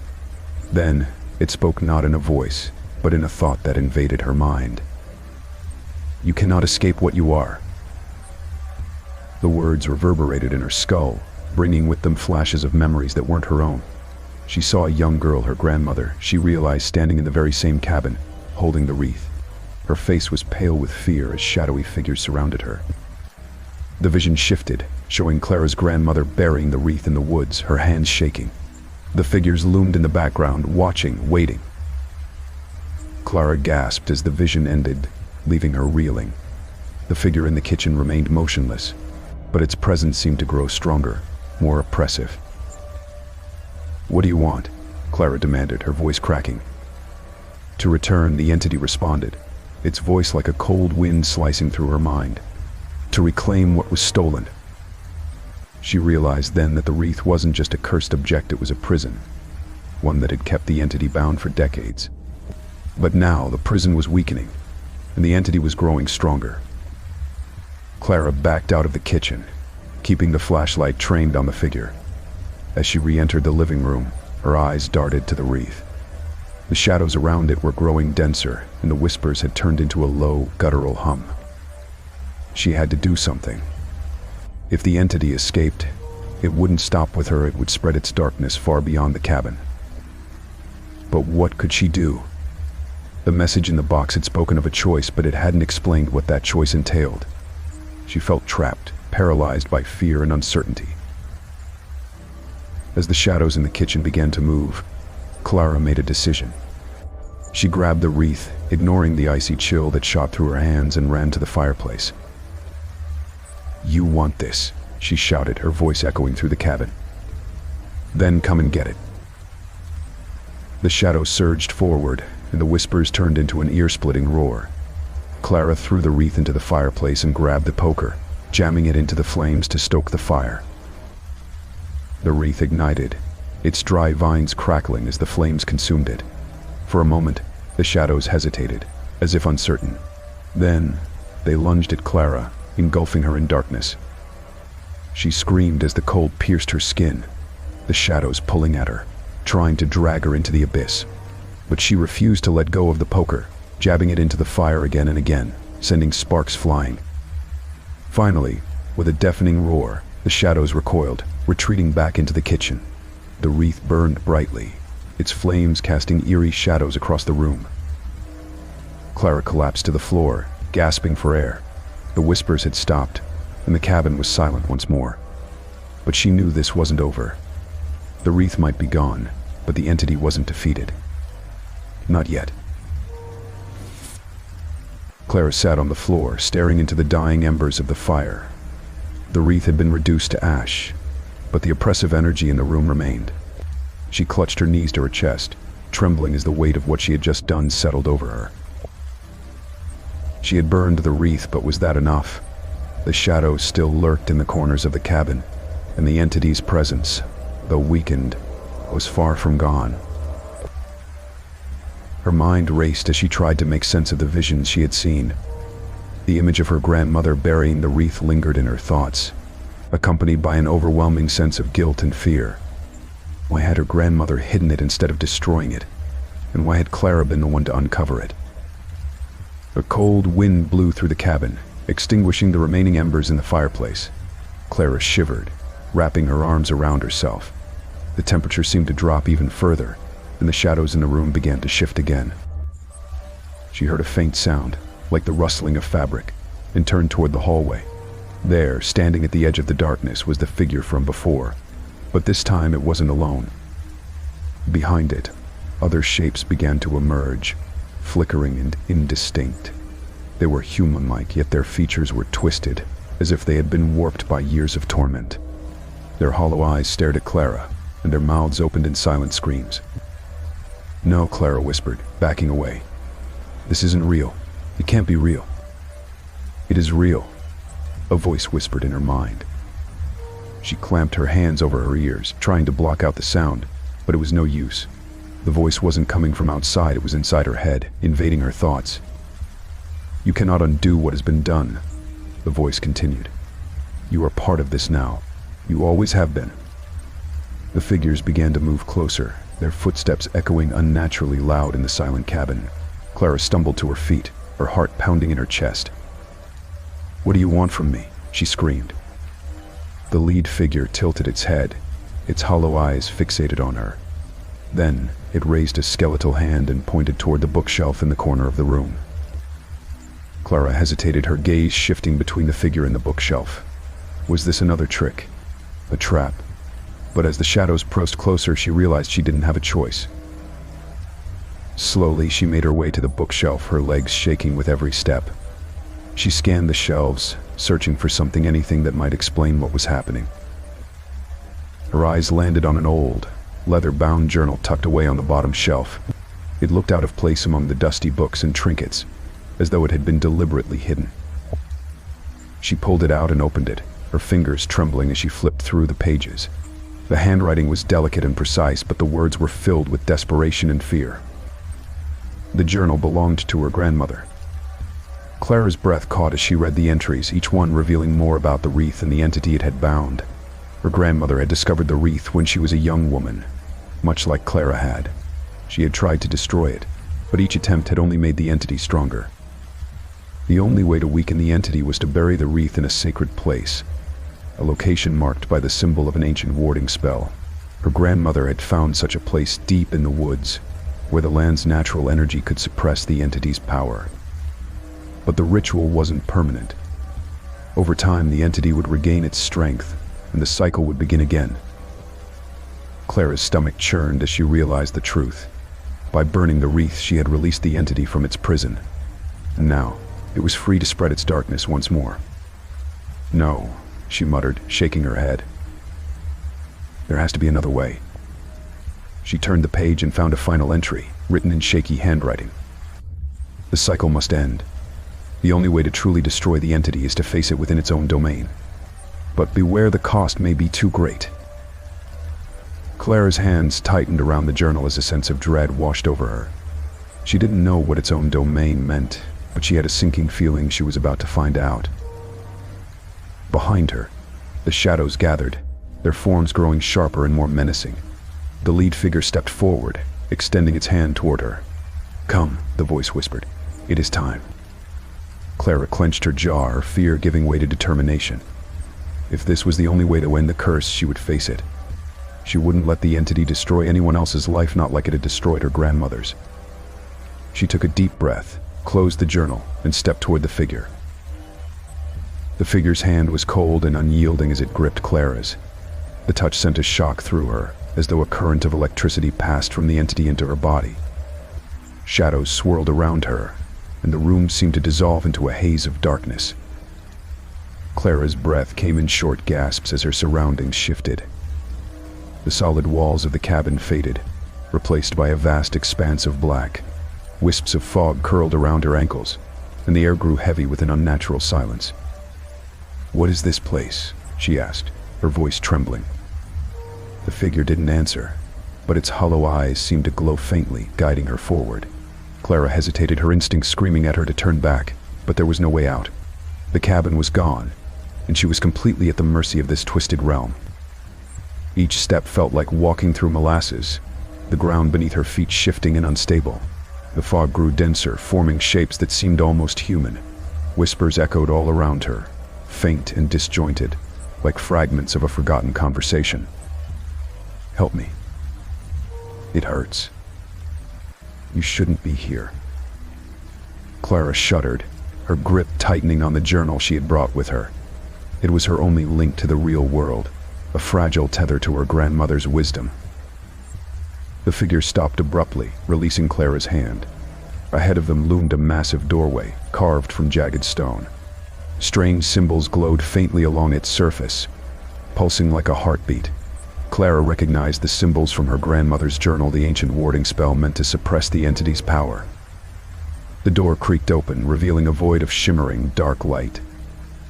Clara felt a pull, as though the very fabric of the realm was dragging her toward it.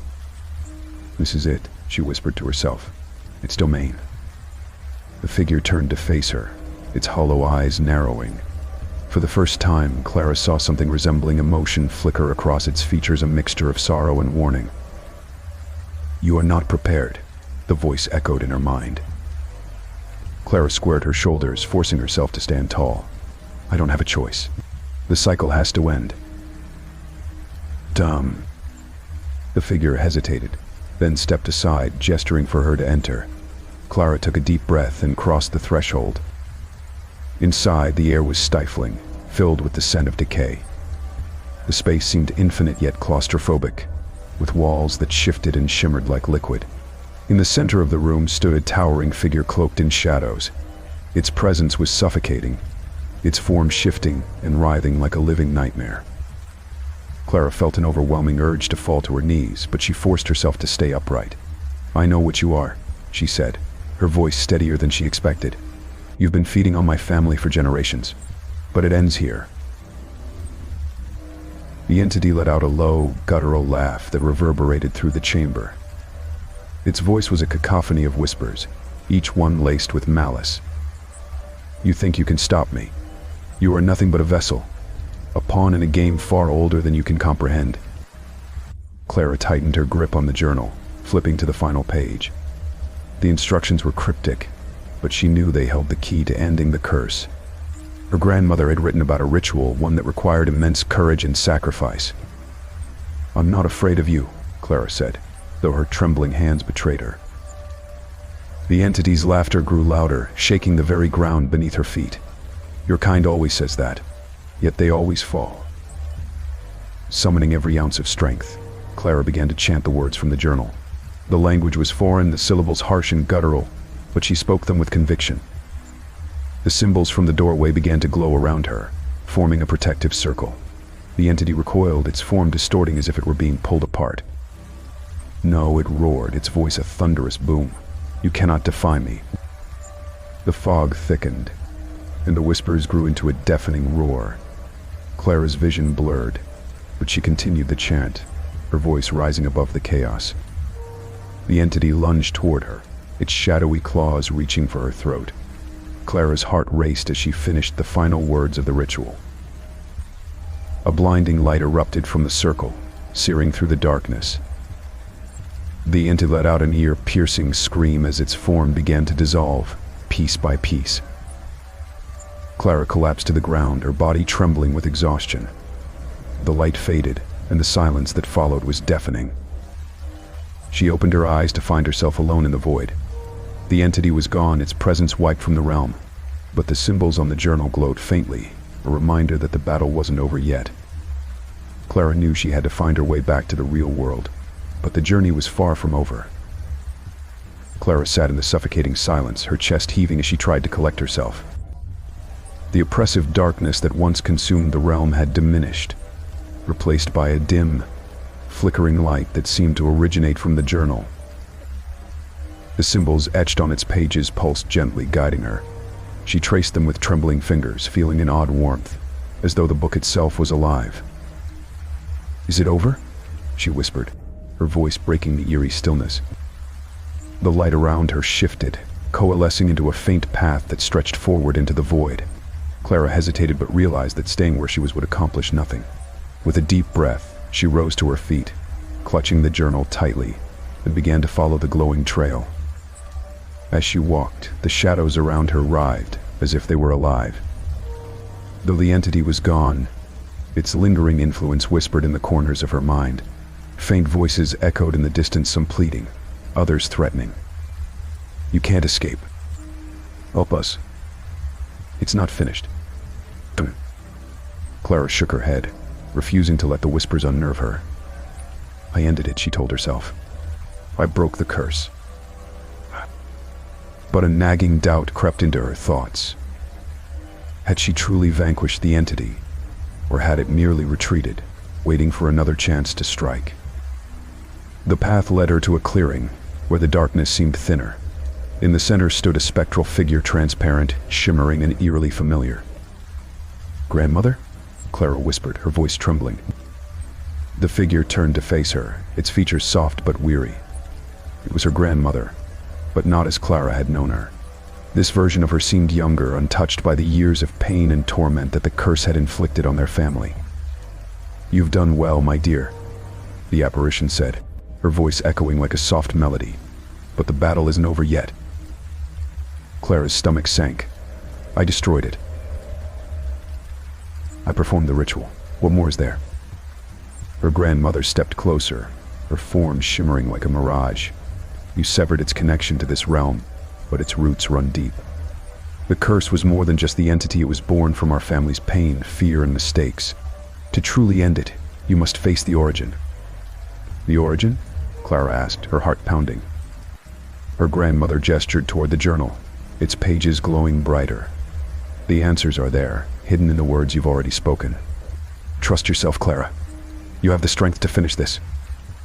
Before Clara could respond, the apparition began to fade, its light dimming with each passing second. "Wait," Clara called out, reaching for her grandmother. "What am I supposed to do?" The figure smiled faintly, her voice growing fainter. "You'll know when the time comes. Follow the light, Clara." The apparition vanished, leaving Clara alone once more. She opened the journal, flipping through its pages frantically. Symbols she hadn't noticed before began to emerge, glowing faintly and rearranging themselves into a new pattern. At the center of the page was a single phrase, written in her grandmother's handwriting: "Return to the beginning." "The beginning," Clara murmured. Her mind raced back to her first encounter with the wreath, the eerie feeling it had emanated, and the strange pull it had over her family. Suddenly, the darkness around her began to shift, swirling like a whirlpool. The glowing path beneath her feet brightened, pulling her forward. She didn't resist this time, allowing the light to guide her. The void melted away, replaced by the cabin. Clara gasped as she found herself standing in the living room once more, the air thick with the scent of pine and candle wax. The wreath hung on the wall, its presence as menacing as ever. The room felt colder, the shadows deeper, as though the house itself was aware of her return. "This is where it all started," Clara whispered, stepping closer to the wreath. "And this is where it will end." The journal's light intensified, and Clara felt a surge of determination. Her grandmother's words echoed in her mind. "You'll know when the time comes." She placed her hand on the wreath, the prickly needles biting into her skin. It was time to uncover the truth behind its power and destroy it once and for all. As Clara's hand rested on the wreath, a surge of cold shot through her veins. The room around her dissolved, replaced by a whirlwind of memories that were not her own. She was pulled into the past, where the truth of the curse awaited. The world reassembled around her, hazy and dim like an old photograph.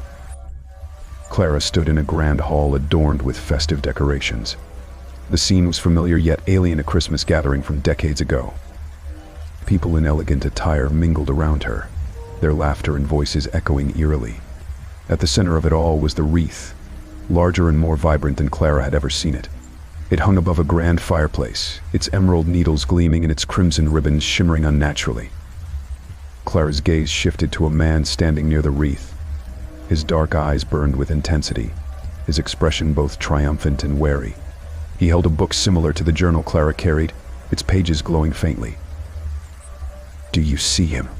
a voice whispered behind her. Clara spun around to find her grandmother's ghostly figure once again. This time her presence was more solid, her features lined with sadness. "Who is he?" Clara asked. "Elias Whitmore," her grandmother said, her voice tinged with anger. "Our ancestor. He created the wreath and cursed our family." Clara's heart sank. Why would he do that? Her grandmother gestured toward the scene unfolding before them. "Watch." Elias approached the wreath with the book in hand.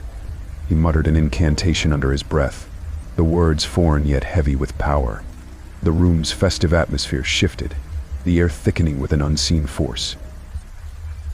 The laughter faded, replaced by murmurs of confusion. Guests exchanged uneasy glances as the fire dimmed and the shadows grew longer. Elias turned to address the crowd, his voice booming. "This wreath is no ordinary decoration. It is a bond linked power beyond your comprehension. With it, I ensure that our lineage will thrive, no matter the cost." A woman's voice cut through the uneasy silence.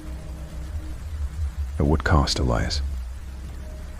Clara turned to see a young woman stepping forward, her face pale but resolute. Her resemblance to Clara was striking, and Clara felt an inexplicable connection to her. "That's Eleanor," her grandmother said softly. "Your great-great-grandmother." She opposed Elias. Eleanor's voice trembled with emotion. "You're meddling with forces you don't understand. This isn't power, it's a curse. You're damning our family." Elias's expression hardened. "Sacrifices must be made for greatness, Eleanor. You lack the vision to see what I'm building." As he spoke, the wreath began to glow ominously, its ribbons unfurling like tendrils. The room erupted into chaos as the guests recoiled in fear, some screaming as shadows surged from the wreath, latching onto them. Eleanor rushed forward, trying to stop Elias, but the wreath's power was too strong. The shadows consumed her, her scream piercing the air before she vanished. The scene dissolved, leaving Clara and her grandmother standing in the void. Clara's hands shook as she turned to her grandmother. "He killed her. He cursed all of us." Her grandmother nodded solemnly. Eleanor's sacrifice was the beginning. The wreath fed on the darkness in our family, the greed, the betrayal, the fear. Each generation added to its power. "But why?" Clara demanded. "Why did he create it?" "To protect his legacy," her grandmother said. Elias feared obscurity. He wanted his name to live on, no matter the cost. The wreath was his way of binding the family to his vision, but it turned into a prison. Clara's mind raced. "How do I break it?" Her grandmother pointed to the journal in Clara's hands. "You have what Eleanor didn't have a way to undo his work. The journal holds the counterspell, but it will require a great sacrifice." "What kind of sacrifice?" Her grandmother's gaze softened. "You'll know when the time comes. Trust yourself, Clara. You're stronger than you think." The vision faded, and Clara found herself back in the cabin, her hand still on the wreath. It pulsed under her touch, as if aware of her intentions. She opened the journal, the symbols rearranging themselves into a new incantation. Clara's heart pounded as she realized what she had to do. This wasn't just about destroying the wreath, it was about freeing her family from centuries of pain. "I won't let this continue," Clara whispered, determination hardening her voice. The air around her grew colder as the wreath's power surged, sensing her defiance. Shadows coiled and writhed, preparing to strike. But Clara was ready. Clara stood in the cabin, the journal clutched tightly in her trembling hands. The air was heavy, oppressive, as though the house itself was holding its breath. The wreath's crimson ribbons writhed like snakes, its emerald needles glinting menacingly in the dim light. The journal's pages glowed faintly, illuminating the incantation she needed to break the curse. The words seemed to pulse with a rhythm that matched her own heartbeat, urging her forward. The shadows in the room deepened, coiling around her ankles like shackles. The wreath's dark power was fighting back, resisting her resolve. "You think you can undo what has been woven into the fabric of this family?" A voice hissed, echoing from all around her. It was Elias Whitmore's voice, low and venomous. Clara's breath caught, but she forced herself to stand firm. "Your curse has tormented us long enough. It ends tonight." "Cha." The voice laughed, a chilling sound that made her blood run cold.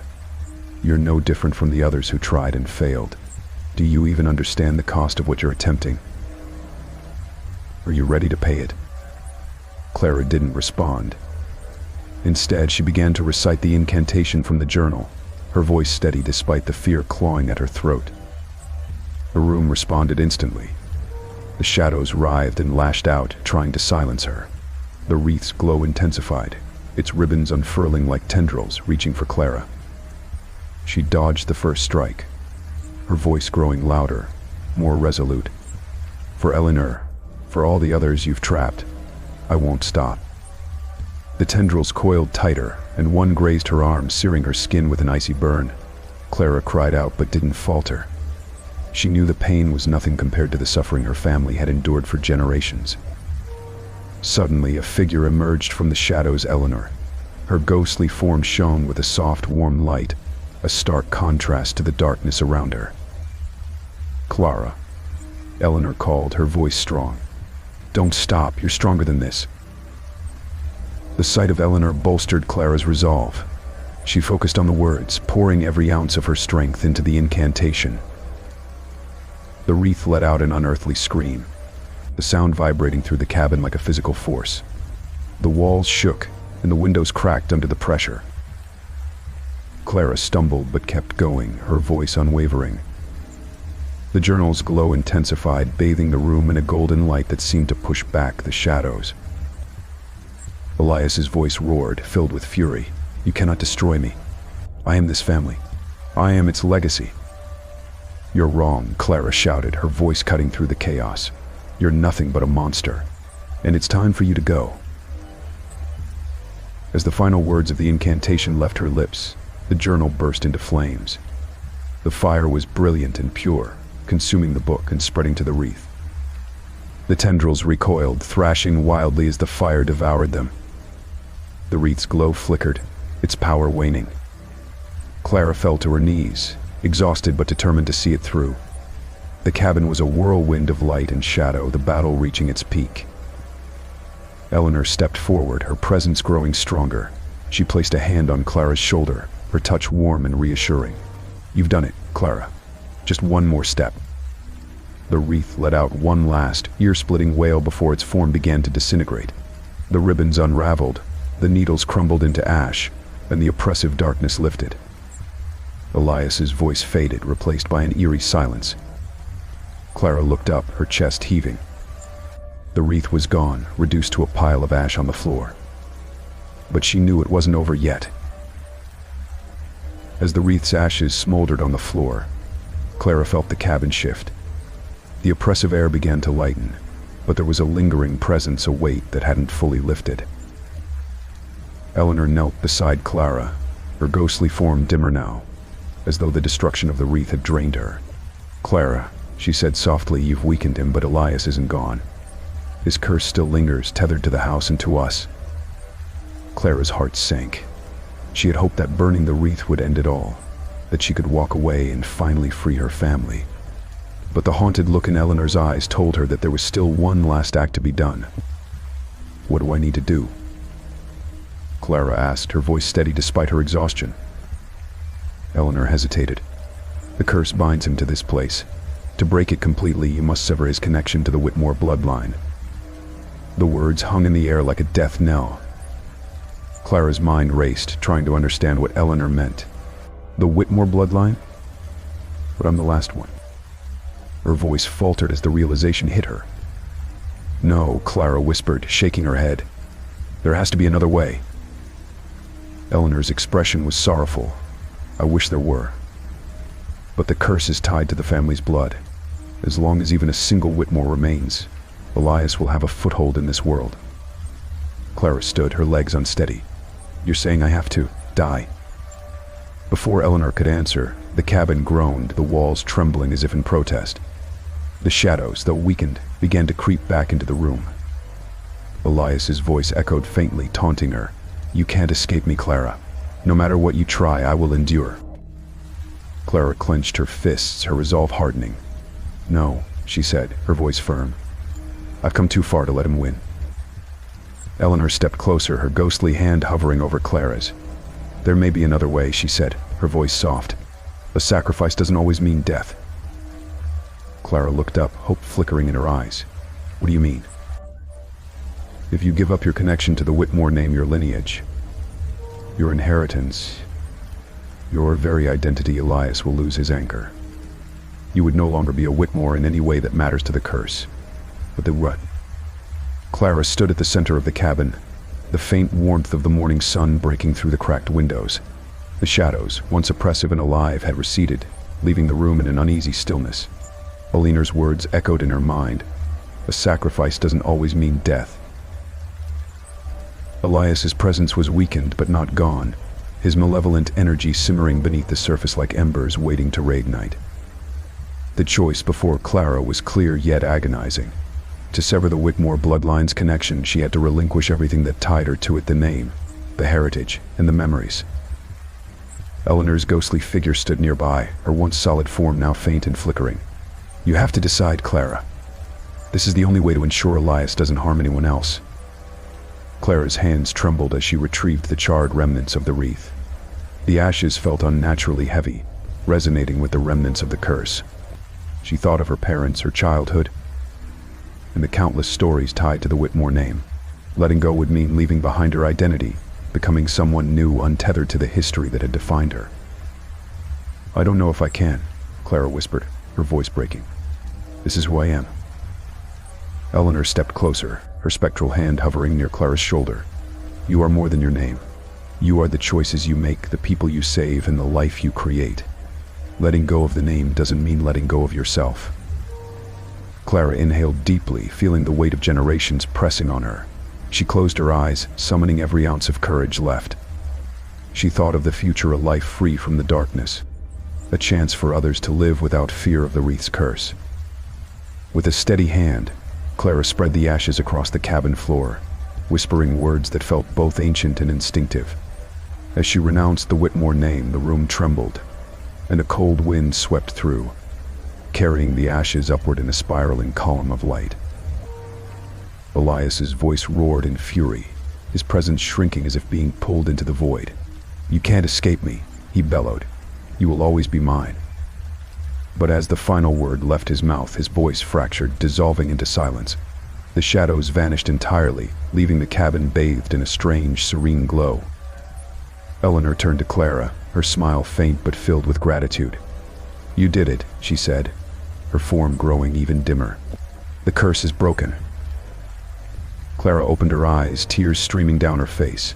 She felt lighter, freer, but also empty. The Whitmore name, once her anchor, was now a memory. "What happens now?" she asked. Eleanor's form flickered one last time. "Live, Clara. Live for those who couldn't. And remember, you are stronger than the name ever made you." With those final words, Eleanor faded into the light, leaving Clara alone in the quiet cabin. Weeks later, Clara stood at the edge of the property, now overgrown and unrecognizable. The cabin, once a prison of horrors, had collapsed into rubble. A simple wreath of evergreen lay on the ground, untainted by whispers or malice. Clara had started a new life in a distant town under a new name. The memories of the cabin lingered, but they no longer held her captive. She often thought of Eleanor and the generations who had suffered under Elias's curse. One snowy morning, as Clara walked through the town square, she noticed a shop selling wreaths for the upcoming holiday. A shiver ran down her spine, but she smiled softly. The curse was gone, but the memory of the whispering wreath would stay with her forever, a reminder of her courage, her sacrifice, and the strength it took to reclaim her life. Story 2. The snow fell in thick, silent waves as Emily drove up the winding road to her grandmother's house. It had been years since she'd last visited, though she couldn't quite pinpoint why. The house had always been a cherished part of her childhood, a sprawling Victorian with ornate gables, a welcoming fireplace, and the largest Christmas tree she had ever seen. But now, as it loomed into view, she felt a strange unease settle over her. Her grandmother, Evelyn, had called unexpectedly 2 weeks ago, insisting that Emily come home for the holidays. The request had been uncharacteristic. Evelyn was fiercely independent and rarely asked for help, but her voice had carried a note of urgency that Emily couldn't ignore. As she parked her car and stepped out into the biting wind, the house seemed to exhale a breath of frozen air. The windows, frosted with snow, gave no hint of the warmth she remembered. She grabbed her bags and trudged up the steps, her boots crunching against the ice. The front door creaked open before she could knock. Evelyn stood there, wrapped in a thick shawl, her piercing blue eyes scanning Emily with a mix of relief and something Emily couldn't quite place. "You made it," Evelyn said, her voice softer than Emily remembered. "Of course, Grandma," Emily said, leaning in for a hug. Evelyn's arms were thin and cold, but her grip was strong. "It's good to be back." Inside, the house smelled faintly of cinnamon and pine, but the usual festive cheer was subdued. The Christmas tree stood in its usual corner, adorned with delicate glass ornaments, but the lights were dim and a strange shadow seemed to cling to the room. Evelyn ushered Emily to the sitting room where the fire crackled weakly. "I wasn't sure you'd come," Evelyn admitted, her hands twisting in her lap. "I wouldn't miss Christmas with you," Emily replied, though her words felt hollow. Something about Evelyn's demeanor unsettled her. After a brief silence, Evelyn said, "This house, it holds memories, some better left alone." Emily frowned. "What do you mean?" Evelyn shook her head. "You'll see. Just promise me, Emily, don't go digging where you don't belong." The cryptic warning sent a shiver down Emily's spine. That night, as she unpacked in her old room, she couldn't shake the feeling that something was off. The room was just as she'd left it, with faded wallpaper and shelves lined with childhood trinkets, but the air was heavy, as though the house itself was watching. As she climbed into bed, the soft glow of the Christmas tree lights filtered through her window. She closed her eyes, determined to dismiss her unease. But the house had other plans. Sss. At exactly midnight, a faint sound pulled her from sleep. It was a soft, rhythmic tapping, coming from somewhere downstairs. She sat up, her heart thudding in her chest. For a moment she thought she'd imagined it, but then it came again, tap, tap, tap. Emily threw on a robe and crept into the hallway. The house was eerily silent, the only sound her own breathing. As she descended the staircase, the tapping grew louder, drawing her toward the living room. The Christmas tree stood there, its lights flickering faintly. But it wasn't the tree that held her attention. On the far wall, just beyond the tree, was a faint shimmer of light. It pulsed gently, as though beckoning her closer. Emily's breath caught in her throat. She stepped toward it, her hand outstretched. And then, as quickly as it appeared, the light vanished, plunging the room into darkness. Emily stood frozen, her pulse pounding in her ears. For a moment, the house seemed to hold its breath. Then the tapping resumed, louder this time, and it was coming from directly behind her. Emily spun around, her pulse hammering in her ears. The living room was empty, but the tapping continued, a deliberate rhythm that sent chills racing down her spine. It came from the window this time, soft, insistent, like knuckles brushing against the glass. The room felt colder, the air dense with an unfamiliar heaviness. Gathering her courage, Emily approached the window, her breath fogging the icy pane. She peered out, but the snow-covered yard was empty. No footprints, no sign of movement, only the skeletal branches of the bare trees swaying in the wind. "Hello," she called, her voice trembling as it broke the silence. There was no response. Only the tapping stopped abruptly, leaving the house unnervingly quiet. She turned back to the room, her eyes scanning the flickering lights of the Christmas tree. The ornaments shimmered faintly, their glass surfaces catching the weak glow. But then she noticed something that shouldn't have been there. A single ornament, a deep crimson sphere, stood out among the others. It hadn't been there earlier. She was certain of it. Drawn to it, she reached out, her fingers brushing against the cold surface. The moment she touched it, a whisper filled the room. "Emily." "Hi." Her name, spoken so softly it could have been mistaken for the wind, yet it was unmistakable. She snatched her hand back, heart pounding. "Grandma?" she called, her voice echoing through the house. Footsteps sounded from upstairs, slow and deliberate. Relief flooded her. Evelyn must have heard the noise too. Emily hurried toward the staircase, her hand gripping the banister as she peered upward. But when Evelyn appeared at the top of the stairs, her face was pale, her eyes wide with fear. "You touched it, didn't you?" Evelyn's voice was barely above a whisper. "What? Touched what?" Emily stammered, confusion and fear mingling in her chest. Evelyn descended the stairs, her movements stiff. She glanced toward the living room as if expecting to see something waiting there. "That ornament," Evelyn said, her voice shaking. "It doesn't belong here. It hasn't been here for decades." Emily frowned, her mind racing. "What do you mean? It's just an ornament." "It's not just anything," Evelyn snapped, though her tone was more fear than anger. She took a deep breath, steadying herself. "That ornament belonged to him. Sim." Evelyn hesitated, her eyes darting toward the shadowy corners of the room. "Your great-uncle Nathaniel. He died in this house on Christmas Eve." The words sent a jolt through Emily. She vaguely remembered hearing stories of a distant relative who'd passed away tragically, but the details had always been murky, wrapped in whispers and half-told tales. "I thought he died in an accident," Emily said, her voice wavering. "He did," Evelyn said, her voice grim. "But it wasn't an accident that brought him back." The room seemed to darken as Evelyn's words hung in the air. Emily felt a chill seep into her bones. "What do you mean?" she pressed. Evelyn hesitated, her hands trembling. "Nathaniel's death wasn't the end. That ornament, it's a tether. A way for him to cross back. I don't know how it's here again, but you must not touch it again. Do you understand?" Emily nodded, though her mind was spinning. She wanted to ask more, to demand answers, but Evelyn's expression silenced her.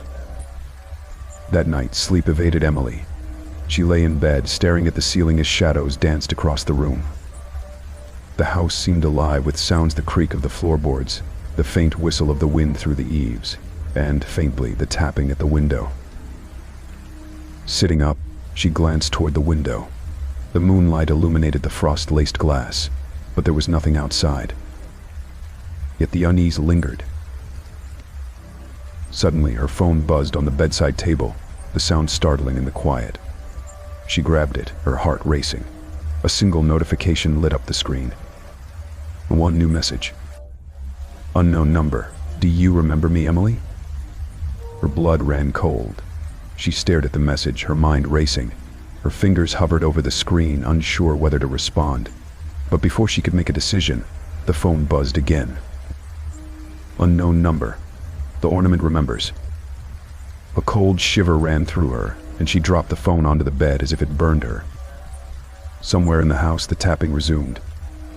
The morning sunlight spilled through the windows, casting a soft glow across the living room. The haunting events of the previous night lingered in Emily's mind, making every shadow seem alive and every sound amplified. She made her way downstairs, the tension in her chest refusing to ease.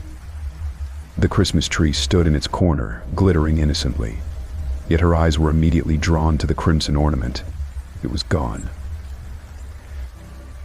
Emily froze, her breath catching. She hurried to the tree, scanning its branches, searching the floor beneath it, even peering behind the furniture. But the ornament had vanished without a trace. "Looking for something?" Evelyn's voice startled her. Emily turned to find her grandmother standing in the doorway, a steaming mug of tea in her hands. "The ornament," Emily said, her voice barely audible. "It's gone." Evelyn's face tightened. She set her tea on the table and walked to the tree, her eyes narrowing as she inspected it. "It didn't just disappear on its own," she muttered. "Do you think Nathaniel took it?" Emily asked, her voice trembling. Evelyn sighed heavily, her shoulders sagging as if the weight of the past pressed down on her. "Nathaniel isn't just a memory in this house, Emily. He's something else. And if he has the ornament..." Her voice trailed off, but the fear in her expression spoke volumes. "What happened to him, Grandma?" Emily pressed, desperation creeping into her tone. "You said he died here, but why is he still here?" Evelyn hesitated, then gestured for Emily to sit. "It was a long time ago," she began, her voice tinged with sadness. "Nathaniel was a troubled soul. He always felt like the black sheep of the family, always seeking attention in destructive ways. One Christmas Eve, He had an argument with his father, your great-grandfather, over something trivial. Nathaniel stormed out into the snow. She paused, her gaze distant as if reliving the memory. He never came back. They found him the next morning, frozen beneath the old oak tree at the edge of the property. But his death wasn't the end of his story. Emily shivered as Evelyn's words sank in. What do you mean? Evelyn leaned closer, her voice dropping to a whisper. After Nathaniel's funeral, strange things started happening in this house. Voices in the night, shadows moving where there shouldn't be any. And every Christmas Eve, without fail, that ornament would reappear on the tree, no matter how many times we got rid of it. Why didn't you tell me this before? Emily demanded, anger and fear warring within her. I hoped it was over, Evelyn admitted. It's been years since the ornament showed up. I thought maybe whatever haunted this house had finally gone with him. But now, her voice broke, and she reached out to grip Emily's hand. We can't let this escalate. The ornament is a beacon, Emily. It's how Nathaniel keeps his connection to this world. And if he's taken it again, it means he's not done with us. With chills settled over Emily. What does he want? Evelyn's expression darkened, to finish what he started. Before Emily could ask what that meant, a loud crash echoed from upstairs. Both women jumped, their eyes meeting in silent fear. Stay here, Evelyn ordered, grabbing a fire poker from the hearth. No way, Emily said, following her grandmother. They ascended the stairs cautiously, each creak of the old wood amplifying their anxiety. The noise had come from Emily's room. The door stood ajar, swinging slightly as if pushed by an unseen hand. Evelyn raised the poker as they entered, but the room appeared empty. The bedding was disheveled, and books lay scattered on the floor as if swept off the shelves. And there on the pillow was the crimson ornament. Emily's breath hitched. The sight of it sent a wave of nausea through her, as if its mere presence carried a sinister weight. We need to destroy it, Evelyn said firmly, her voice laced with urgency. Can we? Emily asked, doubt creeping into her tone. Evelyn didn't answer. She snatched the ornament and headed downstairs, Emily trailing behind her. They went to the fireplace, the crackling flames casting long, dancing shadows across the walls. Evelyn held the ornament over the fire. If this works, we might be free of him for good. She dropped it into the flames. For a moment, nothing happened. Then the fire roared unnaturally high, a burst of green and black flames shooting up the chimney. A bone-chilling scream echoed through the house, shaking the walls and rattling the windows. Emily clutched Evelyn, terror coursing through her veins. What was that? Evelyn's face was ashen. It's him. He's angry. As the fire settled back to its normal glow, they both stared at the hearth. The ornament was gone, but the oppressive feeling in the air remained. He's not finished, Evelyn whispered. The house felt heavier now, as though the air itself was pressing down on Emily and Evelyn. The scream that had echoed through the halls still rang faintly in Emily's ears, a chilling reminder that whatever haunted this place was far from defeated. They sat in silence by the fire, the warmth unable to chase away the cold dread in their hearts. Emily broke the silence first. What do we do now? She asked, her voice trembling. Evelyn shook her head, her eyes distant. I thought destroying the ornament would end it, but it's worse now. Nathaniel's anger, it's palpable. The sudden thudding sound upstairs made them both jump. It wasn't loud, but it was deliberate, like footsteps. Heavy, measured, and coming closer. Is he here? Emily whispered, her heart racing. Evelyn grabbed the fire poker again. We need to figure out what he wants before he decides to take it by force. They cautiously climbed the staircase, following the sound. It led them to the hallway outside Emily's room, where the air felt icy and unnatural. On the wall opposite the door, something new had appeared, words scrawled in black, as though burned into the wood itself. Remember me. Emily stared at the message, her blood running cold. He's trying to send us a message. Evelyn frowned, her grip tightening on the poker. This isn't about remembering. It's about power. He's demanding we acknowledge him, and every time we do, we give him more strength. Then what do we do? Emily asked. Ignore him. Pretend none of this is happening. Before Evelyn could answer, a soft, melodic sound filled the hallway. It was faint at first, but it grew louder with each passing second. It was music, a Christmas carol. Emily recognized the tune immediately, Silent Night. It was his favorite song, Evelyn murmured, her face pale. The music seemed to come from all around them, echoing through the house. But as it played, the melody twisted, becoming warped and discordant, the once beautiful notes now sharp and haunting. Emily covered her ears. Make it stop. It's not the music, Evelyn said, her voice shaking. It's him. He's toying with us. The sound stopped abruptly, leaving an oppressive silence in its wake. For a moment, neither of them moved. Then Evelyn spoke, her tone resolute. We need answers. There's a book, an old family journal. It might have something about the history of this house, about Nathaniel. Where is it? Emily asked. In the attic, Evelyn said, glancing toward the ceiling. Emily hesitated. The attic had always been a place she avoided, even as a child. It was dark, cluttered, and filled with the kind of forgotten relics that seemed to hold secrets of their own. But now, it felt like the attic might hold more than just memories. I'll go with you, Emily said, trying to sound braver than she felt. The staircase to the attic groaned under their weight as they ascended, the air growing colder with each step. Evelyn pulled the cord to turn on the single bulb overhead, but the light flickered weakly, casting long, flickering shadows over the room. Boxes and old furniture were piled haphazardly, their shapes distorted in the dim light. Evelyn led the way to an old chest at the far end of the attic. She knelt and began rummaging through it, pulling out yellowed papers and faded photographs. It should be here, she muttered, her movements becoming frantic. I know I saw it last time I was up here. Emily stood watch, her eyes darting nervously around the room. Every shadow seemed to move. Every creak of the floorboard sounded like approaching footsteps. Finally, Evelyn pulled out a leather-bound journal. Here it is, she said, holding it up triumphantly.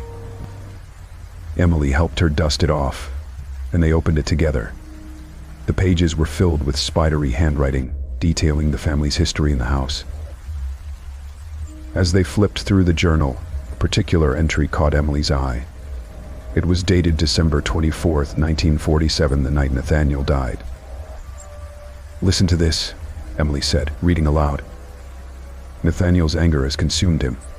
He's no longer the boy we knew. Tonight he stormed out into the cold, cursing us all.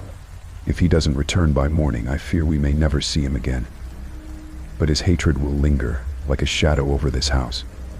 I pray he finds peace, but I cannot shake the feeling that his spirit will not rest. Evelyn's face darkened. They knew he wouldn't find peace. Before Emily could respond, the attic door slammed shut behind them, plunging the room into darkness. A low, guttural voice filled the air, sending chills down Emily's spine. You will remember me. The shadows in the attic seemed to shift and move, coalescing into a tall, dark figure. Its glowing eyes locked onto Emily, and a wave of cold washed over her. Run, Evelyn shouted, grabbing Emily's hand. They bolted for the door, fumbling in the darkness as the figure advanced. The attic seemed to stretch and distort, the exit feeling impossibly far away. Finally, Evelyn wrenched the door open, and they tumbled down the stairs, slamming it shut behind them. The house fell silent again, but the message was clear. Nathaniel wasn't just angry. He wanted something, and he wouldn't stop until he got it. Emily and Evelyn sat in the kitchen, their breaths ragged. The journal lay open on the table between them, its yellowed pages trembling in the draft seeping through the house. Outside, the snow fell silently, its tranquility mocking the chaos within. What does he want? Emily asked, her voice breaking. Why now, after all these years? Evelyn rubbed her temples, her eyes darting to the journal. It has to be tied to Christmas. This house, it was his prison, but it was also his obsession. There's more in here, but we need to figure out what. She flipped through the pages feverishly until she found another entry. The date was several days after Nathaniel's death. The handwriting was shakier, the words more hurried. We tried to undo the damage, but it's too late. The curse is tied to the season, to his pain. He will return each Christmas, growing stronger with every grievance, every crack in the family's unity. The door must remain sealed, the room undisturbed, should it ever open. The passage ended abruptly, as if the writer had been interrupted. Undisturbed, Emily repeated, her eyes wide. That room upstairs. That's what this is about, isn't it? We disturbed it. Evelyn nodded solemnly. When we opened the door, we gave him what he's been waiting for, an invitation back into our lives. But the curse, it's tied to more than just the house. It's tied to us, to our family. Emily leaned back, her hands trembling. So what do we do? Close the door and hope he goes away? It's not that simple, Evelyn said, her voice heavy. The journal talks about a ritual, something the family tried to banish him. But it failed. That's why the curse persisted. She turned to another section of the journal, pointing to a list of instructions. The language was archaic, the words laced with desperation. Gather the symbols of his anguish, the broken ornament, the ashes of the tree, and the gift he never opened. These must be burned together under the light of the winter moon, while the name of the Forsaken is spoken aloud. Only then can his spirit be released. Emily's stomach sank. The ornament is gone. We destroyed it. Evelyn frowned. There might be another way. The important thing is the sentiment behind the items, what they represent to him. We have to find replacements. Emily glanced toward the stairs, her mind racing. The ashes of the tree. Does that mean the Christmas tree from the year he died? Yes, Evelyn said. If it's still in the house, it would be in the basement. As for the gift, the attic, Emily whispered. Evelyn nodded grimly. We'll have to go back up there. But first, let's check the basement. The basement was colder than Emily remembered.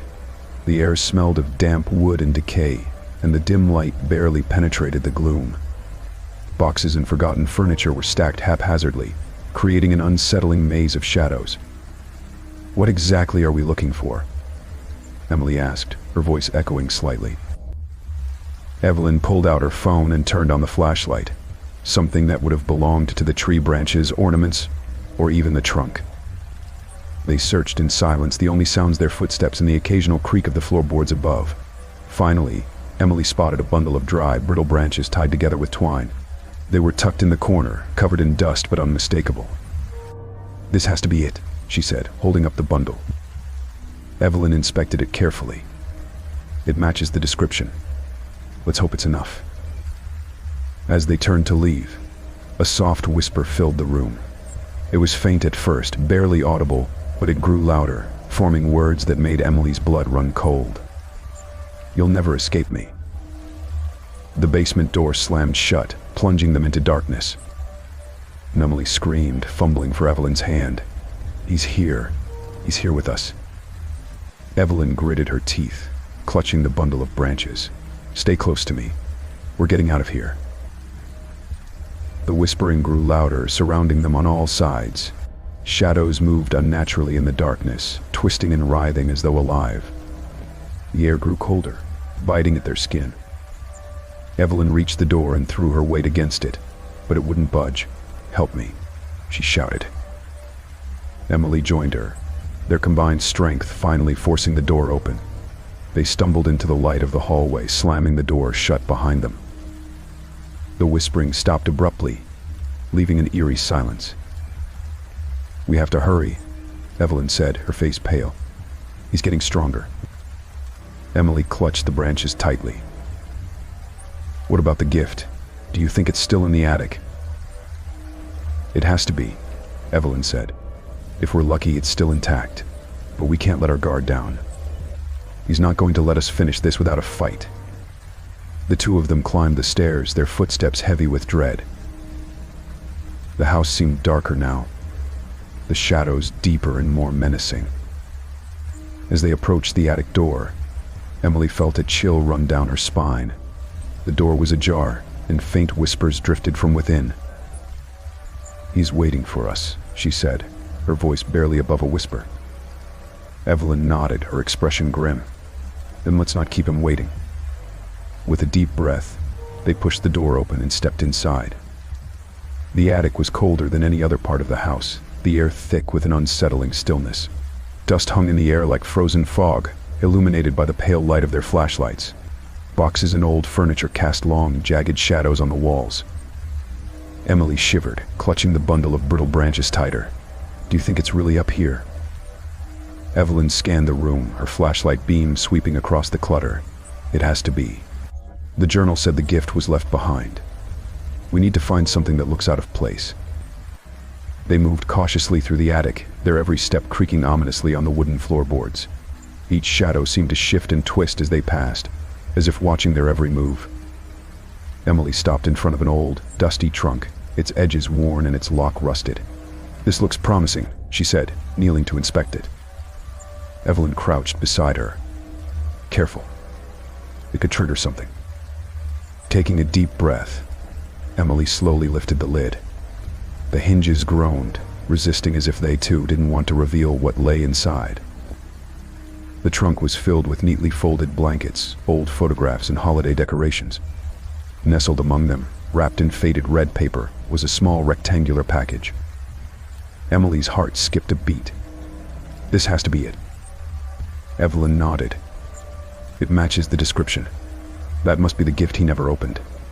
As Emily reached for it, the temperature in the attic dropped even further. Her breath formed white clouds, and the faint whispers they had heard earlier returned, louder and more insistent. "Leave it," the voice hissed. "You have no right to take what's mine." Emily's hand trembled as she touched the package. The moment her fingers brushed the paper, the attic was plunged into darkness. The flashlight beams flickered and died, leaving Emily and Evelyn in pitch black. Emily clutched the gift tightly, her breathing ragged. "Evelyn, what's happening?" Evelyn's voice was steady but strained. "It's him. He doesn't want us to take it. Hold on to it, no matter what." The whispers grew louder, forming a chaotic chorus of anger and despair. Shadows began to coalesce in the corners of the room, taking on shapes that were almost human but grotesquely distorted. Emily felt a cold hand brush against her arm and she yelped, pulling back. "He's here. He's right here." "Yeah." "Stay close to me," Evelyn said, grabbing Emily's free hand. "We need to get out of the attic. Now." They stumbled toward the door, the oppressive darkness pressing in around them. The shadows moved with purpose now, lunging and writhing, their forms becoming more solid with each passing second. One of the shapes lunged at Evelyn, knocking her off balance. She fell to the floor with a cry, her flashlight skittering away. "Evelyn," Emily screamed, dropping to her knees to help. "I'm fine," Evelyn gasped, scrambling to her feet. "Just go. Keep moving." Emily tightened her grip on the gift and pushed forward, her heart pounding in her chest. The shadows grew bolder, blocking their path and swiping at them with inky tendrils. The attic door loomed ahead, barely visible in the suffocating darkness. Evelyn reached it first, throwing it open with a strength born of desperation. Light from the hallway spilled into the attic, momentarily driving back the shadows. "Hurry," Evelyn shouted, pulling Emily through the doorway. They slammed the attic door shut behind them, leaning against it as they caught their breath. The whispers faded, replaced by the oppressive silence of the house. Emily looked down at the gift in her hands, its red paper now damp with sweat. "We have everything," she said, her voice shaking. "The branches, the journal, and now this. What do we do next?" Evelyn retrieved the journal from her bag, flipping to the ritual instructions. "We need to perform the ritual under the winter moon. That means we have to do it tonight." Emily's stomach twisted.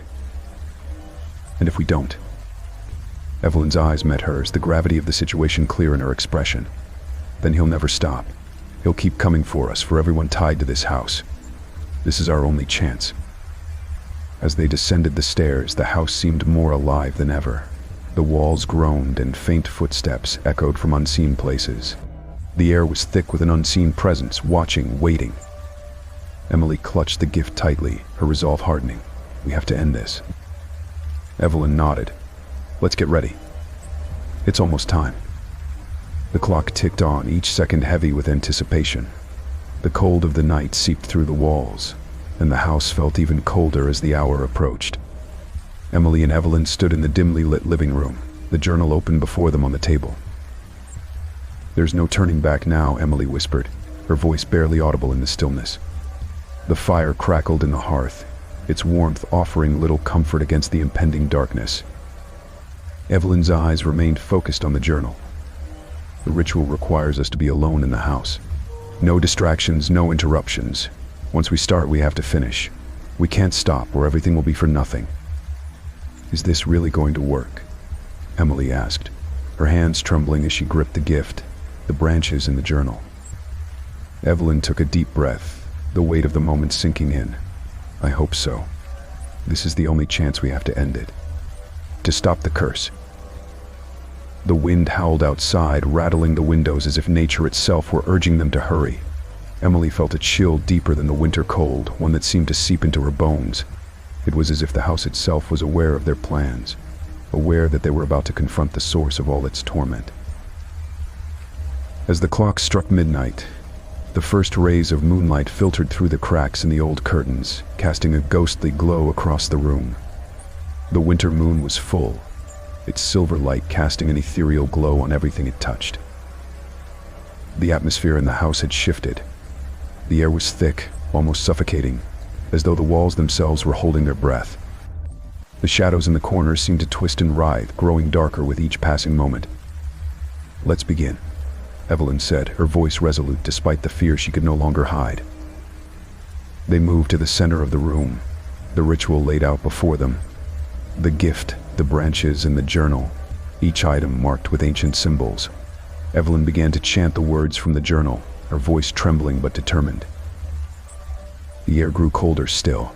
The house groaned and shifted, as though something was awakening within its walls. The shadows flickered at the edges of their vision, distorting into shapes that seemed almost alive. Emily's pulse quickened as she held the gift in her hands, the red paper now pulsing faintly, as though it were breathing. Her fingers brushed against the edges of the paper, and the moment her skin made contact, the temperature in the room plummeted.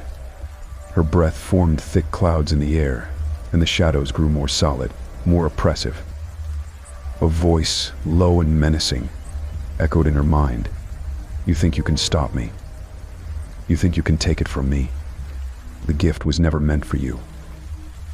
Emily gasped, her heart pounding. She looked around, but the room was empty except for the shadows that now seemed to move, shifting and twisting with a life of their own. The voice grew louder, colder. "You'll never leave. This house is mine. You are mine." Evelyn continued the chant, her voice rising above the whispers that had begun to swirl around them. Her hands trembled, but she held the journal firmly, desperate to finish. Suddenly, a violent gust of wind slammed through the house, extinguishing the fire in the hearth and plunging the room into darkness. The whispers grew into anguished screams, reverberating off the walls, as the shadows coalesced into a dark, hulking shape in the center of the room.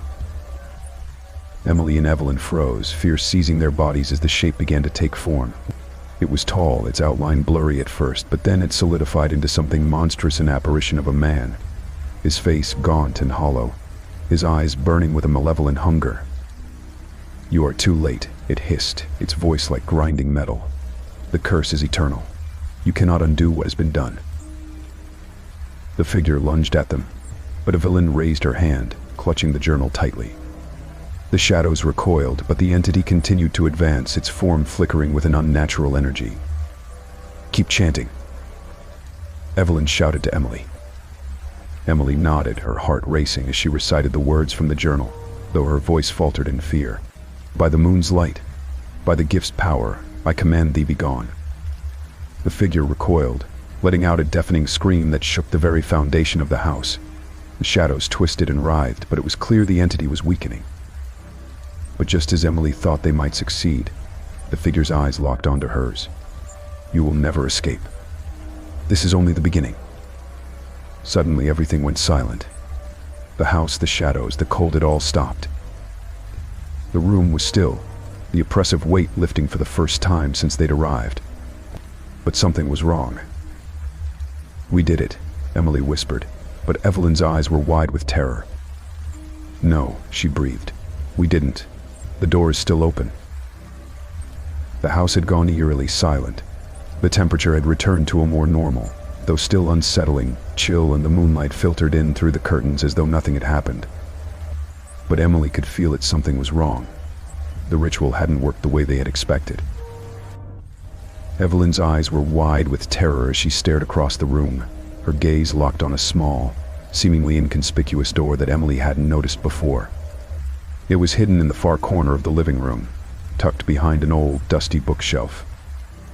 That door, Evelyn whispered, her voice shaking. It wasn't here before. It's not supposed to be here. Emily's heart skipped a beat. She turned toward the door, its wooden surface unmarked, but something about it made her stomach churn. The air felt thick, as though the door was a gateway to something far worse than what they had already encountered. Do you think it's connected?" Emily asked, her voice barely above a whisper. She was terrified, but her curiosity about the door, about what it meant, was stronger than her fear. Evelyn nodded, taking a slow, cautious step back. "It's the door," she said softly.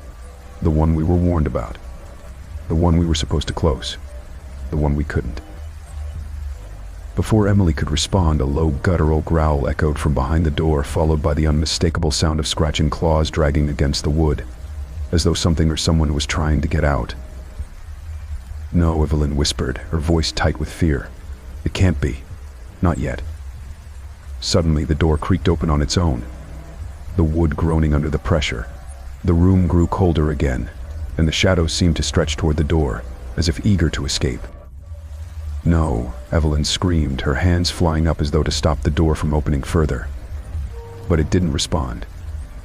The door slowly creaked open, revealing a pitch-black space beyond. Emily felt her pulse race. She wanted to run, to leave the house, but her legs wouldn't move. The door called to her, its dark presence pulling her in, drawing her closer to the unseen horrors within. Evelyn grabbed Emily's arm, her grip tight. "We have to stop it now, if the door opens completely." But Emily couldn't tear her eyes away from the dark abyss in front of her. It felt like a presence was waiting, something ancient and malicious, beckoning her into the void. "We have no choice," Emily said, her voice steady despite the fear that roiled within her. "We have to go through." Evelyn hesitated, but then she nodded. They had come this far, there was no turning back. They had to confront whatever lay beyond that door, whatever was trying to escape. With a deep breath, they both stepped forward, crossing the threshold into the darkness beyond. The air grew cold, and the sound of claws scraping against the walls grew louder. The shadows enveloped them as they stepped into the unknown.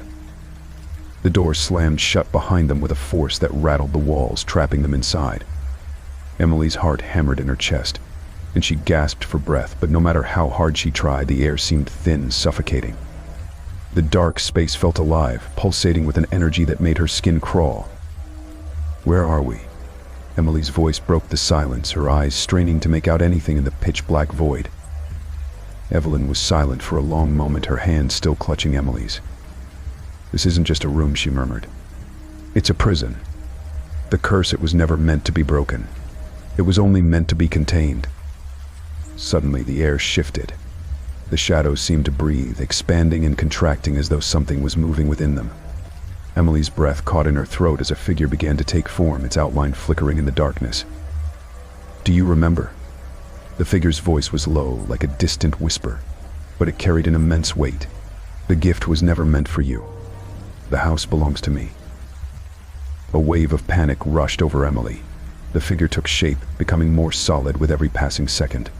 It was a man, his face gaunt and skeletal, eyes glowing with an eerie, greenish light. He smiled, a cruel, twisted expression that made her stomach turn. "No," Evelyn gasped, her voice shaky. "It's him, the one who cursed us." The figure chuckled, the sound like nails scraping against stone. "The gift was mine first. Now it will be mine again. You cannot escape." The shadows moved again, closing in around them. Emily's heart raced, her breathing shallow. She grabbed Evelyn's hand, pulling her back toward what they thought was the door, but it wasn't there anymore. The space had shifted, the walls no longer aligning with the house they had known. "No," Evelyn whispered, her voice breaking. It's changing. The figure's laugh echoed around them, the darkness becoming suffocating. It is changing, he said, and so are you. Welcome to my domain. Emily could feel the presence of the house closing in on them, its ancient walls shifting, its history rewriting itself. The curse, the evil that had clung to this place for generations, was alive and growing. It was clear now that escaping wouldn't be easy, if it was even possible at all. But as the shadows pressed in tighter, a sudden faint light appeared in the distance, flickering weakly against the overwhelming darkness. Was it hope? Or was it a trap? The flickering light in the distance beckoned like a beacon, a fragile hope in the oppressive darkness. Emily could feel her pulse quicken, her instincts urging her to move toward it. Evelyn, however, was rooted to the spot, her face pale and her eyes wide with terror. "This isn't real," Evelyn whispered, her voice strained. "The light, it's a trick. He wants us to think there's a way out, but there isn't." Emily didn't want to believe it. The terror that had gripped her since they stepped through the door tightened its hold, but the light was a chance, a thread of hope in a world that had gone utterly wrong. She squeezed Evelyn's hand. "We have to try. We can't stay here." Despite her fear, Evelyn nodded. "I'm with you." They started moving toward the light, each step more hesitant than the last. The dark space around them seemed to shift as they moved, the shadows warping and twisting like living things, stretching toward them, trying to pull them back into the suffocating void. The air was thick, pressing down on their chests, and every breath felt like they were inhaling something other than air, a strange, bitter cold that tasted like death. The figure in the darkness, his presence still heavy, oppressive, watched them from the edges of their vision, but it didn't move. It was as though he was waiting for them to make the first move, waiting to see if they would succumb to the fear that had nearly paralyzed them earlier. Emily's steps quickened, the faint light growing stronger with each passing moment, its warmth beginning to push back the cold. It wasn't much, but it was enough to fuel her determination. She wasn't ready to give up yet. And then, the light shifted, revealing something she hadn't expected, a figure standing before them, barely visible in the dim glow. At first, Emily thought it was just another trick of the light, but as they drew closer, the figure became more defined. It was a woman, her silhouette delicate yet powerful, and she wore an ancient, tattered dress. Her long hair fell over her shoulders in wild waves, but her face remained hidden in shadow. Who are you?" Emily's voice was barely more than a whisper, her throat tight with fear.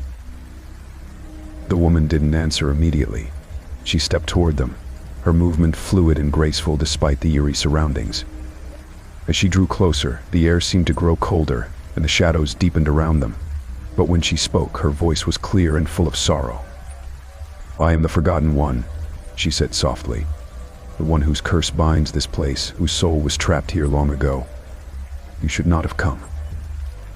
Evelyn gasped. You're the one who started all of this." The woman nodded slowly.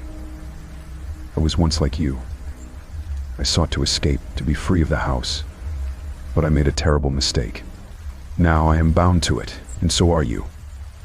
Emily felt the weight of the woman's words settle over her. Then, "How do we get out?" she asked, her voice strained. The woman's face twisted into something resembling pity. "There is no way out. Not for you and not for me." Evelyn stepped forward, her face pale. "But we can't stay here. We have to find a way to break the curse, to end it once and for all." The woman's gaze softened. "You think you can break it?" "That is what I thought too. But the curse is ancient, and it cannot be undone so easily. It is part of the house, part of me. It's who I am now." Emily's heart sank, but she refused to give up. "There has to be something we can do. We can't let this thing control us." The woman's gaze sharpened, her eyes filled with a deep, knowing sorrow. "You don't understand. The curse isn't just the house. It's tied to the very fabric of time itself. To undo would be to undo everything."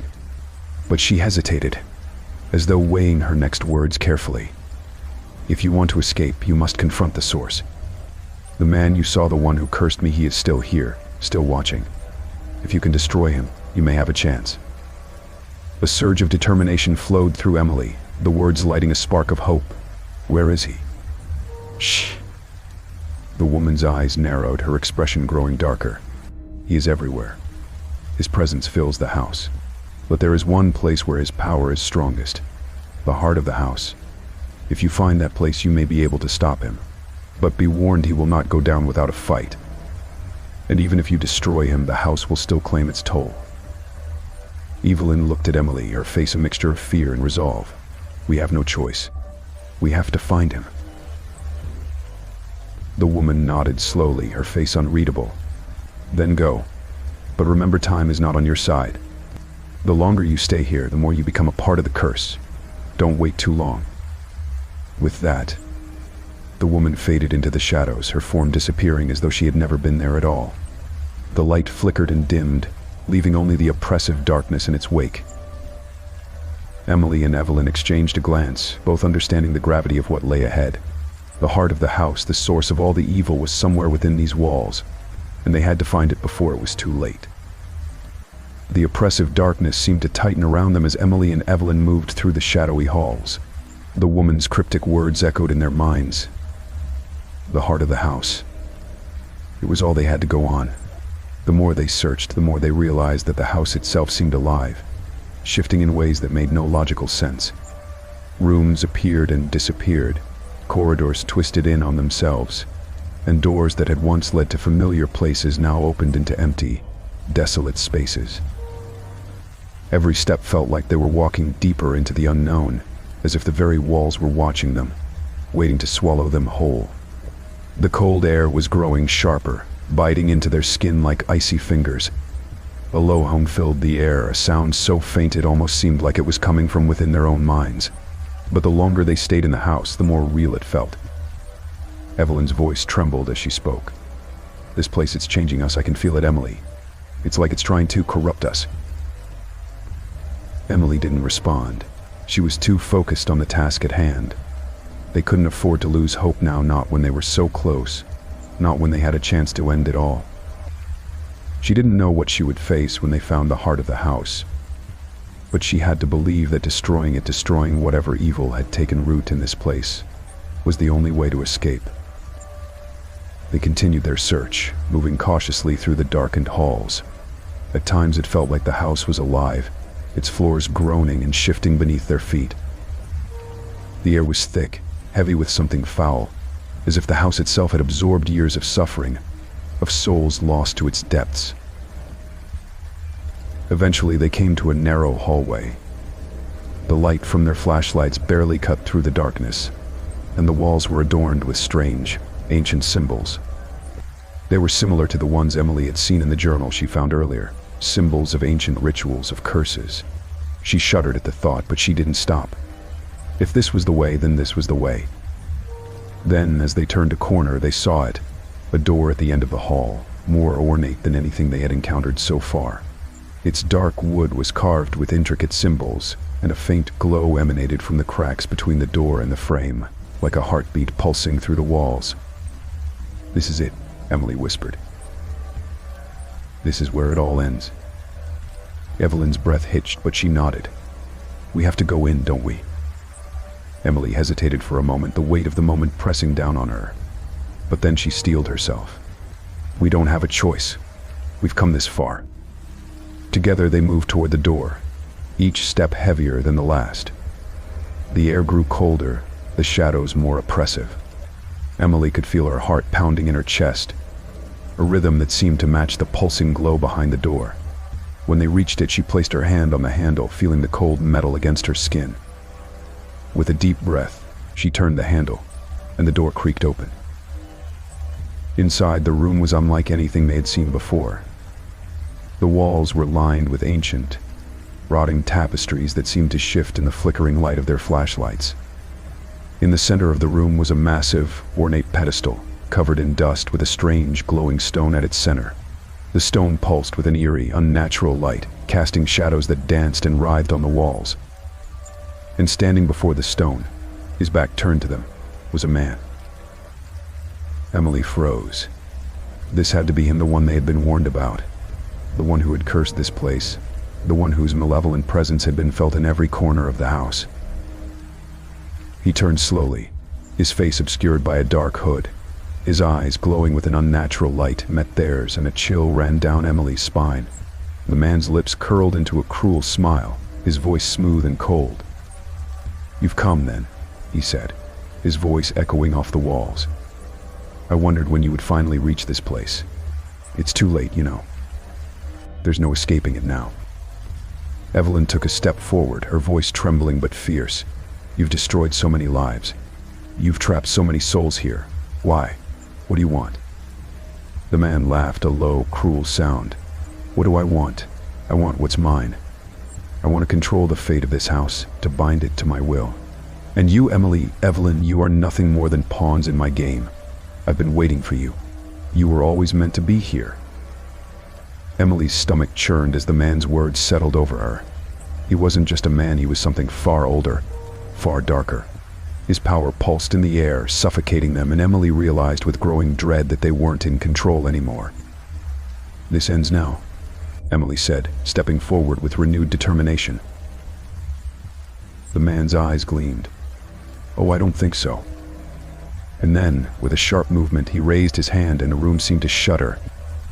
The glowing stone on the pedestal began to vibrate, its light intensifying, and Emily felt a surge of power, raw, dark power filling the room. But they couldn't give up now. They had come too far. The room seemed to close in around them as the man raised his hand higher, and the stone at the center of the pedestal began to pulse violently. Emily and Evelyn staggered back, as though an invisible force was pushing them away. The air grew thick with a suffocating weight, the shadows creeping and swirling in unnatural patterns. The man's eyes gleamed, his smile widening as he reveled in the power he had summoned. "You still don't understand, do you?" the man said, his voice dripping with malevolence. "This house is mine, and it always has been. It feeds on fear, on the suffering of those who dare to enter. The curse was never meant to be broken. It was meant to grow, to spread, to consume." Emily's heart pounded in her chest as she took a step forward, her breath shallow. "We're not afraid of you," she spat, trying to steady her voice despite the overwhelming presence of darkness. The man's laugh echoed throughout the room, his voice reverberating off the walls in a mocking symphony. "You should be." Suddenly, the stone on the pedestal flared brightly, and the very air seemed to crackle with energy. Emily could feel it, an ancient, unholy power radiating from it. The room began to twist, the walls warping, the floor shaking beneath their feet, as if the very foundation of the house was coming apart. Evelyn grabbed Emily's arm, her grip tight with fear. "What do we do? How do we stop this?" Emily's mind raced. The journal had mentioned something about an artifact, a way to undo the curse, a weapon of light. She glanced around the room, her eyes searching for anything that could help. And then near the far corner of the room, she saw it, an object covered in dust and shadows, half hidden beneath a torn tapestry. Without a word, Emily broke free from Evelyn's grasp and rushed toward the object. The man's gaze followed her, a look of amusement in his eyes as if he had no fear of her defiance. "What do you think you can stop me?" he sneered. "You are nothing. This house is beyond your understanding. You will be consumed, just like the others." But Emily wasn't listening. Her focus was on the object in the corner, the only chance she had to save them both. She reached it and uncovered it from its hiding place, a silver knife, intricately carved with strange runes. It hummed with an unnatural energy, and Emily could feel its power radiating from it, though she could hardly understand what it was meant to do. Still, she had no time to question it. She turned back to Evelyn, her eyes wide with determination. "We need to destroy the stone. It's the source of his power." Evelyn nodded, her fear still evident, but she didn't hesitate. Together they rushed toward the pedestal, the man's laughter growing louder, more maniacal. He raised his hand again, and this time the shadows seemed to surge, clawing toward them like the hands of the dead, reaching to pull them into the darkness. Emily swung the knife in the air, her mind racing with the words of the journal. She remembered the ritual, the ancient chant that would sever the bond between the house and the man. She opened her mouth to speak, but the words were stuck, as though something was holding her back, preventing her from voicing the incantation. The man's eyes glowed brighter, and the shadows began to suffocate them both, wrapping around them like chains. The stone pulsed faster, and Emily could feel herself being pulled into its dark, powerful grip. "No," she screamed, pushing against the weight of the darkness. Then, something in her snapped. The fear that had been gnawing at her all this time, the terror of the unknown, the terror of failing, she let it all go. The fear fed the power of the house, and if she let it consume her now, it would be the end. With a deep breath, she closed her eyes and let go of the fear, the doubt, the hesitation. The knife in her hand seemed to glow with a bright light, its runes now pulsing with the same rhythm as the stone. Evelyn shouted in panic, but Emily barely heard her. The chant, the words, they flowed from her mouth without thought, without hesitation. The house seemed to tremble as though it were being torn apart from the inside. The stone flared one final time, its light blinding, but then, as the last word left Emily's lips, the room fell silent. For a moment, everything was still. The oppressive weight, the choking darkness, the man's cruel laughter, all of it vanished. And then the house screamed. It was a sound like no other, a low, guttural wail that seemed to come from the very walls, from the earth beneath their feet. The stone on the pedestal cracked, its bright light flickering, fading, and with a final, deafening crash, the stone shattered into 1,000 pieces. The man staggered backward, his form flickering like a mirage. His eyes, once glowing with malevolent energy, were now hollow, empty, as if all the life had been drained from him. He opened his mouth to speak, but no sound came out. And then, with one final angry glare, he dissolved into the shadows, his presence vanishing entirely. The house, too, seemed to breathe a heavy sigh, as though it were finally releasing the souls it had been holding captive for so long. The walls groaned, and the oppressive weight lifted, leaving Emily and Evelyn standing in the now silent room. But it wasn't over. The air in the room grew still as the last echoes of the man's tormenting presence faded into nothingness. Emily and Evelyn stood frozen in the silence, their breaths shallow and uneven. The walls, once alive with the whispers of the dark entity, now seemed almost lifeless. But despite the stillness, a sense of unease lingered in the space, like the house was waiting for something. Evelyn turned to Emily, her eyes wide with disbelief. "Did we really do it?" Her voice was shaky, still laced with fear, as though she couldn't quite wrap her mind around what had just happened. Emily's grip on the silver knife tightened. She wasn't sure if it was over.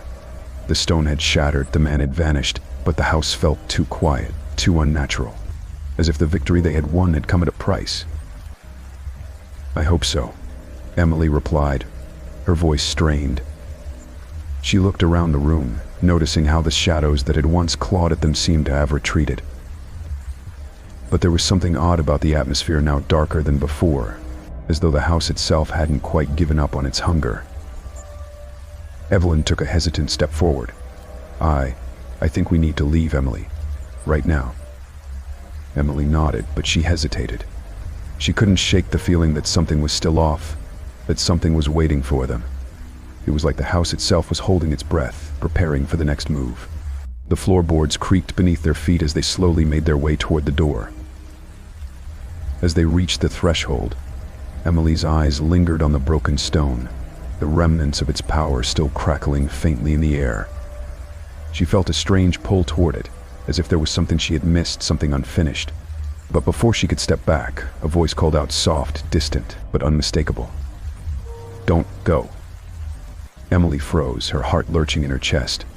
The voice was faint, but it was there. It didn't belong to the man they had just defeated, nor to any living soul. It was hollow, like an echo from another time. She turned toward Evelyn, who had heard it too, her face paling. "Did you hear that?" Evelyn whispered. Emily swallowed hard, nodding. "I did." They both stood in silence, the weight of the words pressing down on them. The house creaked again, this time louder, more insistent, as if warning them that leaving now might not be as simple as they hoped. As the minutes passed, the temperature in the room seemed to drop. The floorboards groaned under their feet, but the house wasn't just creaking, it was shifting, changing as though something deep within it was awakening. The walls seemed to close in once more, the air thickening with an oppressive sense of dread. Suddenly, from the corner of the room, a low, mournful wail filled the space. It was a voice soft but full of anguish. A woman's voice. Emily's heart skipped a beat as she spun toward the sound, her eyes wide with disbelief. The woman stood in the far corner of the room, her figure barely visible in the dim light. Her eyes were hollow, her face pale as death, and her long, tattered dress hung from her emaciated frame. She didn't speak, but her eyes locked onto Emily's with an intensity that sent a chill through her bones. "Who are you?" Emily asked, her voice barely a whisper, her fear rising with each second. The woman didn't respond, but the wail grew louder, more urgent. Emily could feel that this wasn't just a ghost, it was a soul trapped in torment. The woman was reaching out, her hands shaking as she tried to bridge the gap between them. Evelyn grabbed Emily's arm, pulling her back. "We need to go. Now." But Emily couldn't move. The ghost's presence was overwhelming, and it was clear that she wasn't just a lingering spirit. She was connected to the house. Her suffering, her agony were etched into its very foundation. "Please," the woman's voice finally echoed through the room. But it wasn't a plea. It was a command. "You cannot leave, you must understand, the curse isn't over." The words cut through the air like a blade, and Emily's heart skipped a beat. She turned to Evelyn, whose face had drained of color. "What does she mean?" Evelyn whispered, her voice trembling. Emily stepped forward against her better judgment. Her hand trembled as she reached out, almost as if she were compelled to know more. The woman's eyes followed her every move, her mouth twitching in what almost resembled a smile, though there was no warmth in it. "The curse, it isn't finished," the ghost whispered again, her voice growing fainter, as if the words were being dragged out of her by some unseen force. The house around them began to shudder once more, the walls trembling with a deep, unsettling hum. Emily's mind raced. Had they truly defeated the dark force, or had they only triggered something much worse? She didn't know, but she knew one thing for certain. The door to their escape was no longer the sanctuary they thought it was. The woman's voice faded into a whisper, her form flickering like a dying flame. But Emily could feel it, deep in her bones. The house was not done with them. As they turned to leave, the front door slammed shut with a deafening crash, trapping them inside once more.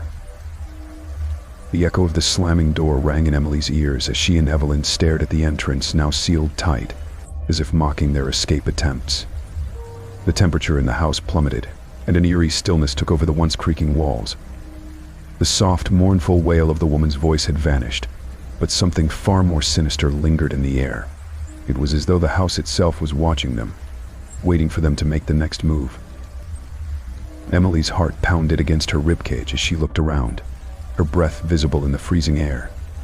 Evelyn stood beside her, wide-eyed, but there was a visible tension in her posture. She was no longer the frightened young woman who had followed Emily into this cursed place. She was now a woman who had witnessed the horrors firsthand and knew that they weren't safe yet. "What was that woman?" Evelyn whispered, her voice barely audible. "Who was she?" Emily's mind raced. She couldn't shake the feeling that everything they had done to try and break the curse had been futile. The house seemed alive, its malevolent presence pressing against them like an invisible weight. "I don't know," Emily answered, her voice trembling. "But she's tied to this place. She's part of the curse."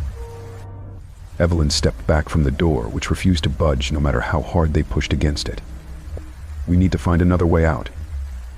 Emily nodded, but something kept her from rushing toward the next possible escape.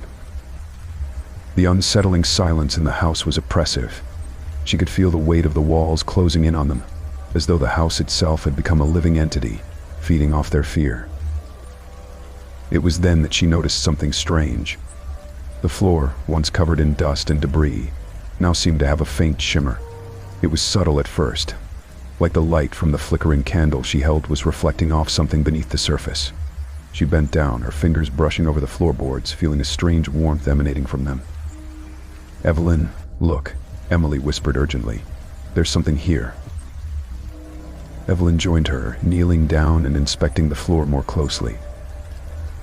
As her fingers traced the wood, she gasped, revealing an intricate pattern carved into the planks, almost like a hidden door. The design was unfamiliar, but Emily felt a strange pull, as though this was the next step in their journey. "I've never seen this before," Evelyn said, her voice strained. Could it be another secret of the house? Emily's instincts screamed at her to leave to run, but a sense of duty, a desire to uncover the truth, held her in place. She couldn't leave without understanding what had happened here, without unraveling the mystery that had led them to this nightmare. Her hand hovered over the pattern. With a deep breath, she pressed her palm into the wood. For a moment, nothing happened. Then, with a low, grating sound, the floorboards shifted. The faint shimmer beneath them grew stronger, and suddenly the ground split open, revealing a hidden passage below. Emily and Evelyn exchanged a glance, fear and curiosity in their eyes. Emily stepped forward, holding her breath as she peered into the darkness below. The passage was narrow and suffocating, the air thick with the stench of mildew and decay.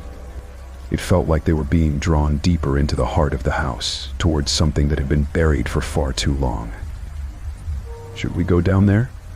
Evelyn asked, her voice barely above a whisper. Emily hesitated. She wasn't sure what awaited them, but there was no turning back now. "We don't have a choice," she said softly. "This might be the only way out." With a final shaky breath, they climbed down into the passage, the dark walls closing in around them. The air grew colder as they descended, the walls lined with ancient symbols that seemed to pulse with an unnatural energy. Emily's heart raced, but she forced herself to push forward. She couldn't allow fear to take control. "Not now." "Ow." As they reached the bottom, a heavy silence settled around them. The passage opened up into a large chamber, its walls lined with dark, jagged stone. In the center of the room stood an altar, its surface covered in ancient runes. But what caught Emily's attention wasn't the altar, it was the figure that stood beside it. The woman they had seen earlier, the one with the hollow eyes, was there, standing motionless in front of the altar. Her body was twisted in a grotesque way, as though she had been forced into this position long ago. Her expression was vacant, her mouth slightly agape as if she was trying to speak but couldn't. "Is she dead?" Evelyn whispered, her voice trembling. "I don't think so," Emily replied, her heart racing. "She's something else." The woman's eyes flickered, and for a moment, Emily thought she saw a glimmer of life behind them. Then, without warning, the woman's mouth opened wider, and an unnatural sound, a guttural, inhuman screech filled the room. Emily and Evelyn staggered back, but it was too late. The woman's figure started to disintegrate, her body turning into dust, her form melting into the air like a fading memory. The dust scattered, swirling in the air, leaving behind only a lingering, chilling presence. And then, the ground began to shake. The ground trembled beneath their feet, sending both Emily and Evelyn stumbling backward. The air grew thick with an overwhelming sense of dread, as if something ancient and malevolent was awakening deep within the house. Dust and debris swirled around them, carried by an unseen force that seemed to pull them closer to the center of the chamber. The altar, once still and lifeless, now pulsed with a strange, otherworldly energy. "Emily, what's happening?" Evelyn gasped, her voice trembling with fear. Emily couldn't answer.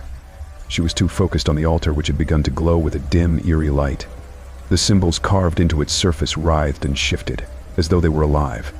The room itself seemed to warp, the walls bending in impossible angles, closing in around them. A low, guttural growl filled the air, and for a moment, Emily thought she heard whispers, thousands of voices, overlapping and speaking in an ancient language. The sound was unbearable, grating against her eardrums, and she felt the urge to flee, but her legs wouldn't move. Then, as if the house had heard her thoughts, the ground beneath their feet cracked open. From the fissure emerged a black mist, curling up into the air like tendrils of smoke. The mist spread quickly, engulfing the chamber, and Emily could feel it, an unnatural cold, a suffocating weight in the air, as if the very life force of the house was being drained away. "We need to get out of here," Evelyn screamed, her voice panicked. But as she turned toward the passage they had descended from, it was gone. The narrow opening had vanished, replaced by a solid wall of stone. They were trapped. Trapped. The mist continued to rise, thickening around them. Emily's breathing became shallow, each inhale colder than the last. The mist seemed to cling to her skin, to her very soul, as though it was trying to pull her under. The walls were closing in, and the floor beneath her feet felt unstable, as though it might crumble at any moment. "Evelyn, look," Emily shouted, pointing to the altar. The glowing symbols had grown brighter, and now, in the center of the altar, there was a dark figure, a silhouette that seemed to form out of the mist itself. The figure was tall and twisted, its features obscured by the darkness. But Emily could feel its presence, could sense the malevolence emanating from it like a physical force. It wasn't human. The figure slowly began to move toward them, its form flickering like a shadow caught in a dim light. The air grew even colder, and the whispers in the mist grew louder, more frantic. The ground shook again, this time harder, and the chamber seemed to pulse with a dark rhythm. "We have to stop it," Evelyn cried, her eyes wide with terror. Emily felt a surge of panic, but she fought it down. She couldn't let the fear control her, not now. She forced herself to focus on the altar and the figure emerging from it.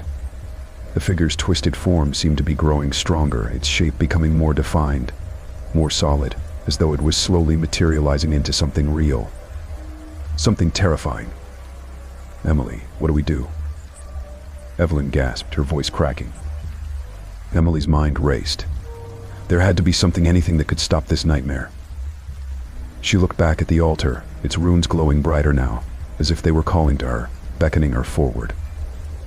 The figure was almost fully formed now, its eyes glowing with an unnatural, malevolent light.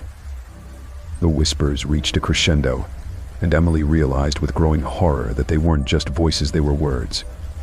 An ancient language, one that felt familiar, though she had never heard it before. The words seemed to resonate in her mind, urging her to act, but she didn't understand them. Suddenly, a realization hit her like a bolt of lightning. "The curse," Emily gasped. "It's tied to the altar, to the figure. The curse, this thing, it's tied to the ritual. The altar is the key." Evelyn's face went pale as she followed Emily's gaze. "What do we do?" The figure took another step forward, and Emily's heart nearly stopped in her chest. It was almost within reach now. The cold was suffocating, and the shadows around them seemed to come alive, crawling across the walls like spiders. The air itself seemed to warp, twisting in unnatural ways, as if the house were tearing itself apart from the inside.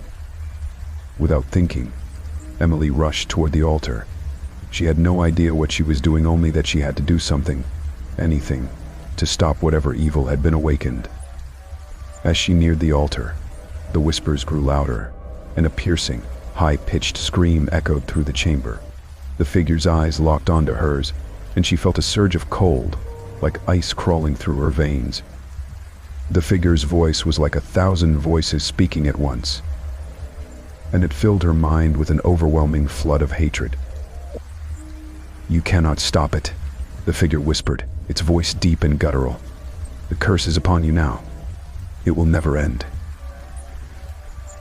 The altar seemed to pulse with its own heartbeat, as though the entire house was alive, feeding on their fear. Emily reached out, her hand trembling, and pressed her palm against the runes on the altar. In that instant, everything stopped. The air stilled, and the whispers ceased. The figure's eyes burned into hers, but there was a flicker of hesitation. For a moment, Emily thought she saw something, a crack in the darkness, something vulnerable. And then, with a deafening roar, the house seemed to collapse around them. The world around Emily seemed to shatter into fragments. Time itself appeared to freeze, the very fabric of reality bending as the altar responded to her touch. A deafening, otherworldly sound, like 1,000 chains breaking in unison, reverberated through the chamber. The ground trembled violently, and the once solid walls cracked open like the jaws of some enormous beast ready to devour them whole. Emily stumbled backward, her heart hammering in her chest. The cold, suffocating atmosphere had vanished in an instant, replaced by an eerie stillness. She could hear only her own ragged breathing and the distant echo of the figure's sinister laugh reverberating in her mind. What did I do?" Emily whispered, her voice trembling with fear and confusion. Evelyn was beside her, equally shaken. Her eyes darted around, trying to make sense of the unnatural stillness that had replaced the chaos. Did you stop it? What happened?" Emily shook her head, still reeling from the sensation that had overtaken her when she touched the altar. The runes had pulsed with a dark, overpowering force, and for a brief moment she had felt the presence of something ancient, something old beyond comprehension. Before she could speak, a shadow moved in the corner of her vision. It was fleeting, like a ripple in the air, but it was enough to send a jolt of panic through her. Her eyes snapped to the far corner of the room, where the black mist that had once filled the chamber was now swirling ominously. And there it was, the figure. Its form had dissolved into the shadows, but now it was returning. It moved toward them, its shape more distinct, more solid than before. The air around it seemed to warp and twist, the space itself distorting in its wake. "No," Emily whispered, her breath catching in her throat. "This can't be happening. I thought I stopped it." The figure stepped forward, its cold, piercing gaze fixed directly on Emily. Its features were still mostly hidden in shadow, but the flickering light from the altar revealed enough a grotesque, twisted face with hollow eyes, a mouth stretched into a twisted grin that seemed to mock her. "You cannot escape." The figure's voice boomed, a sound that vibrated through her bones. "You awakened me, and now you must face the consequences." Emily stepped back, her legs shaky, but her determination was stronger than ever. She couldn't let this thing win. It was clear that the curse wasn't broken. The figure had simply been momentarily subdued, but the power it commanded was still there, lingering like a storm waiting to strike. The room seemed to shrink around them. The walls pulsed, and the air grew thick with a pressure that made it hard to breathe. Emily's mind raced, and she realized that if she was to survive this nightmare, she had to understand what was truly at play. She had to find out more about the curse, how it had been created, and why she had been chosen to bear its burden. "Evelyn," Emily said urgently, her voice steady despite the fear that gripped her heart. "The journal, the one I found in the attic. It mentioned the spirit. It said something about a ritual." Evelyn's eyes widened in realization. The ritual. That's what we interrupted. Maybe the altar was meant to bind the curse forever. We have to. Before she could finish, the figure raised its arm, and the room around them seemed to tremble with dark energy. A wave of force slammed into them, throwing them both to the ground. "You know nothing," the figure hissed, its voice dripping with malice.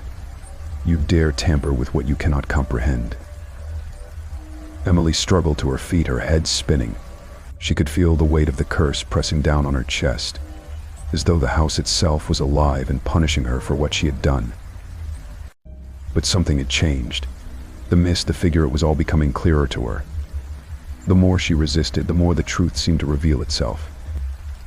A ritual that had been meant to trap the spirit forever, but Emily had awakened it, and now she was its tether. She was the key to breaking the cycle, but also the key to its unholy resurgence. The figure's form flickered, as if uncertain of its next move. It was struggling, torn between reasserting its control and understanding that Emily might hold the answer. You're part of it, aren't you?" Emily gasped. "You were the one who caused all of this." The figure paused, its grotesque smile fading as it regarded her. For the first time, Emily saw a flash of something more, something not entirely evil. "I was forgotten," it whispered, its voice more sorrowful than malevolent. "A long time ago, I was bound, forgotten. But you have brought me back." Emily's heart sank. It wasn't just a demon. It wasn't just a malevolent entity. It was something much older, something that had once been human, perhaps even someone from her own past. Someone connected to her family. The whispers that had haunted the house, the haunting of the Christmas ghost, had always been about this figure. But now, Emily could see that the ghost had its own tragic story. "How do I stop you?" Emily demanded, her voice stronger. "What was the ritual? What do I need to do?" The figure seemed to hesitate, its dark eyes studying her with a strange intensity. It tilted its head, considering her question. "You cannot stop me," it finally whispered, a touch of regret in its voice. "But perhaps you can set things right." Emily's eyes widened. She wasn't sure what it meant, but the moment the figure spoke those words, the house around them began to shift again. The walls groaned, the floor creaked beneath their feet, and something darker, something even more dangerous, seemed to stir. The figure raised its arm one last time, and Emily could feel the curse tighten around her, pulling her into the very depths of the house. But this time, she wasn't afraid. The curse seemed to throb in the very walls of the house, a relentless heartbeat echoing in Emily's ears. The air around her was thick, oppressive, and every breath felt like a struggle. But with the figure's last words still hanging in the air, Emily felt a surge of clarity. The house, the mist, the haunting had all been a manifestation of something much more personal, more tragic than she had ever imagined, and it was now her burden to carry, whether she liked it or not. Evelyn grasped her arm tightly, trying to steady her. "Emily, we need to get out of here," she urged, her voice strained. "We can't fight this thing. It's too powerful." But Emily shook her head. Her eyes focused on the figure that loomed before them, dark and terrifying, yet somehow human. "I can't run anymore, Evelyn. I'm connected to this place, to this curse. I think I have to end it, or everything will keep repeating. The haunting, the pain, it will never stop." Evelyn's face softened in understanding, though fear still clouded her features. "Then let's figure this out together. We can't face this alone. We'll find a way." Emily nodded, taking a deep breath. She knew they had no time to waste. The figure, though silent now, was still there, watching her with those haunting, unblinking eyes. She could feel its presence growing stronger with every passing moment. Turning away from Evelyn for a moment, Emily's gaze wandered across the chamber. The altar, now dark and cracked, seemed to pulse faintly, as if it too was waiting for something. Something was hidden in this room. A clue. A final key to understanding the curse that bound them all. "We need to find the journal again," Emily said urgently, her voice trembling but determined. "There has to be something in it, something we missed before." Evelyn didn't hesitate. "I'll go. Stay here. I'll be quick." As Evelyn hurried to the other side of the room, Emily remained fixated on the figure. The air around them crackled with tension, as if the space itself was holding its breath. The figure's form flickered, an ethereal mist swirling around its body. It was like the house itself was reflecting its anger, its desperation. "You think you can undo what has been done?" The figure finally spoke again, its voice deeper, colder than before. "You have no idea what you're dealing with." Emily steeled herself, trying to ignore the chills crawling up her spine. "I know exactly what I'm dealing with, and I'm going to stop it." The figure's laugh echoed through the room, sharp and mocking. "You cannot stop something that is bound by blood. The curse is in your veins, Emily. It's been there from the beginning." Her heart skipped a beat. She had feared this, but now the truth was coming into sharper focus. The figure wasn't just a spirit. It was part of her family's dark past, bound to her bloodline through an ancient and twisted pact. "Who are you?" Emily demanded, her voice breaking through the dread that clawed at her throat. "Tell me the truth. Why are you haunting me?" The figure tilted its head, as if it found amusement in her desperation. "I am your ancestor," it said with a bitter chuckle. "I was the one who first made the bargain. You are my blood. The curse runs through you, Emily. Every member of your family was bound to this house, and now you are the final key to unlocking its true power." Her stomach turned as the weight of the revelation hit her. The figure was right. She had always known there was something dark lurking in her family's history, something unspoken, something that had caused the endless stream of misfortune. Her ancestors had made a terrible mistake, a deal with the darkness that had never been broken. And now, she was the one to pay the price. "You want me to embrace it, don't you?" Emily said, a tremor in her voice. "You want me to join you, to become part of this curse?" The figure's smile stretched wider, its eyes glowing with an unsettling light. "It's inevitable. You cannot escape your fate." Suddenly, a loud crash echoed through the room. Evelyn returned, holding the journal in her hands, her face pale with fear. "I found it," Evelyn gasped, rushing to Emily's side. "The journal, it has the full account of the ritual. The ancestor, they didn't just make a deal with the entity. They became it, transformed, bound to it forever. And now, Emily, you're the last in the line. You're the one who can either end it or become part of it forever. Emily's hands shook as she took the journal. She flipped through the pages frantically, her eyes scanning the words. And then, she found it the final passage. The only way to break the curse, it read, is to face the entity and take its place. To bind yourself in its place and offer your soul to the darkness. Only then can the cycle be broken. Only then will the curse end. The weight of the choice hit Emily like a tidal wave. She could end the curse, but it would cost her everything, her soul, her very essence. She would become one with the darkness, taking the place of the ancestor who had created the pact. But if she didn't, the entity would continue, spreading its torment to future generations. She turned to Evelyn, her face pale but resolute. I have to do it. This ends with me. No one else should suffer. Evelyn's eyes filled with tears, but she nodded, understanding the gravity of what Emily was about to do. Then we fight. Together. The figure's form flickered, its cold laugh echoing again as it prepared for the final confrontation.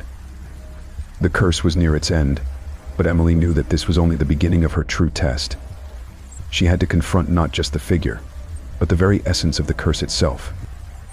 The final battle was at hand. The air in the room felt colder than ever, as if the very temperature had dropped in response to Emily's decision. The journal, clutched tightly in her hands, seemed to pulse with a life of its own. The weight of its contents bore down on her, pressing her toward the unthinkable. Her heart raced in her chest, but there was no turning back. The curse had come full circle, and now it was her responsibility to end it one way or another. The figure before them, an embodiment of everything dark and terrible about Emily's bloodline, stood unmoving, awaiting her response. Its dark, hollow eyes glowed with a malevolent light, eager for her to make her choice. There was a sickening, predatory stillness to its presence. It was waiting for her to accept its invitation into the abyss. Emily's hands shook, but she held her ground. She could hear Evelyn's breath beside her, her presence a small but steady comfort in the looming storm of dread. We can do this, Evelyn whispered, her voice full of conviction but laced with fear. You're not alone. But Emily knew the truth. She had always been alone in this, alone in facing the terror, alone in knowing what had to be done. The curse was hers, as much a part of her as her blood. There was no escaping that. Her ancestors had forged the pact, and now it was her turn to decide if she would carry it to its inevitable conclusion or break the cycle forever. I have to face it, Emily muttered to herself, barely able to hear her own words over the thrumming of her heart. She stepped forward, feeling the weight of the room pressing in around her, the walls seeming to close in. I have to end this. For good. The figure's laughter rang out again, sharp and mocking. You think you have a choice? You are mine, Emily. You always have been. Emily's resolve hardened. No, I refuse to be your prisoner any longer. The figure's face twisted with rage. It extended a long, bony hand toward her, the air crackling with the energy of its dark power. You cannot escape what you are. You cannot undo what has already been done. But Emily was no longer afraid. She remembered the words in the journal, the final ritual, the ultimate sacrifice. She knew what had to be done. Then I'll take your place, Emily said, her voice steady, though her heart pounded in her chest. I'll face the curse. I'll end it once and for all. The room seemed to grow darker, the shadows stretching toward her like long, hungry fingers. But in that moment she felt a sudden clarity. The figure, the house, the curse, none of it had power over her anymore. She had the choice. She could break the chain that had bound her ancestors to this dark pact. She could rewrite the end of the story. With a trembling hand, she placed the journal on the ground in front of her. The final words of the ritual already burned into her memory. She closed her eyes, letting the ancient words come to her lips. As she spoke them, the air seemed to bend around her, an unnatural force pulling at the very fabric of reality. The shadows grew longer, swirling around her in a storm of darkness, but Emily remained focused. She felt the power surge inside her, felt the curse stretching and breaking as she severed the ties that bound her to it. For a moment it felt like the world itself was holding its breath. The figure faltered, its glowing eyes narrowing as the energy in the room shifted. Emily's heart raced as she continued the incantation, feeling the power coursing through her, fighting against the ancient evil. Suddenly, the room exploded in a burst of light. Emily was thrown to the ground, the air around her rippling with an unnatural energy. The figure screamed, its form distorting, writhing in agony as the curse began to unravel. The power it had held over Emily for so long was fading, unraveling like a frayed thread, and with it, the house itself seemed to tremble. But just as Emily felt herself losing consciousness, she heard Evelyn's voice calling out to her, steady and strong. "Emily, you're doing it. You're breaking the curse." With all her strength, Emily pushed herself to her feet, her body trembling but resolute.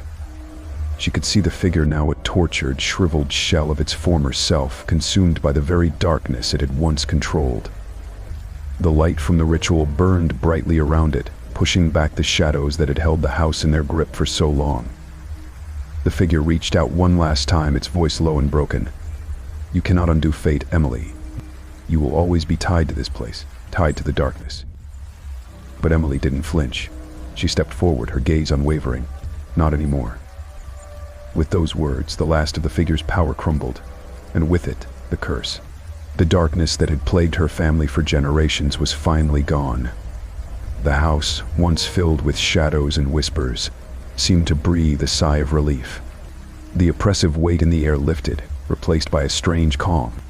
Emily collapsed to her knees, exhausted but victorious. She had done it. The curse was over. The house was free. Evelyn rushed to her side, her face full of concern but also relief. "Emily, you did it." But Emily only nodded, still catching her breath. The danger had passed, but the memory of the curse of everything she had faced would stay with her forever. She had ended the cycle, but the cost had been high. She was forever marked by the darkness, but she had won. She had taken control of her own fate. As she looked around the room, the house now peaceful and still, Emily knew that she had truly freed herself from the past. But the memories, the lessons would stay with her always. And as the light of dawn broke through the windows, shining on the house that had once held so much terror, Emily knew that she could finally begin to heal. The morning after the curse had been broken, the house felt different, freer, somehow. The oppressive weight of darkness that had lingered for so long had lifted, replaced by a stillness that was almost peaceful. Emily stood in the center of the living room, staring out the window at the sunlight streaming through the trees, casting long shadows across the yard.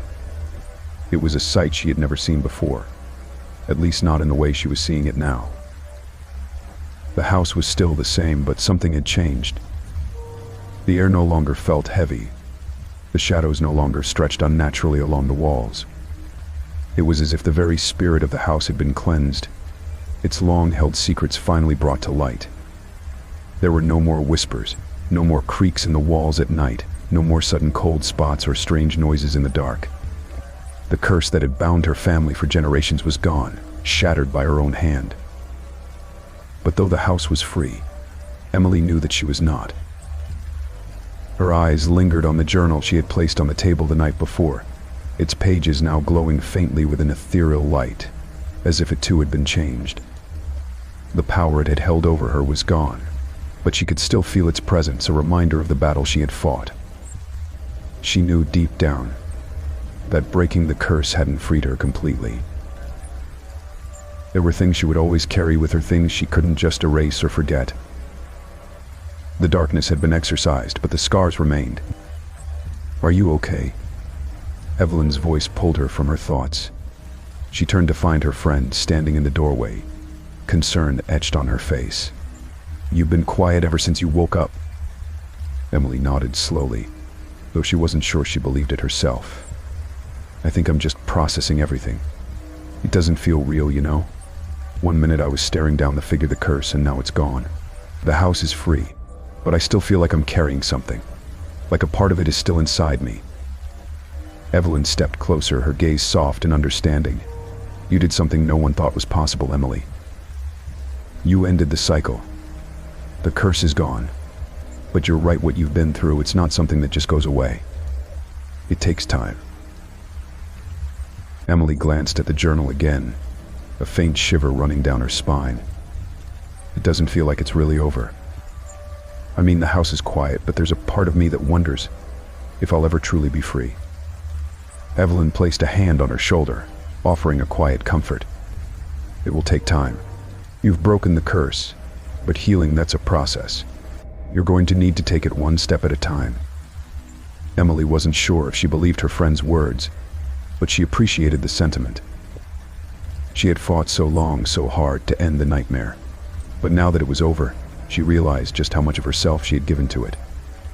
The weight of everything she had experienced would stay with her.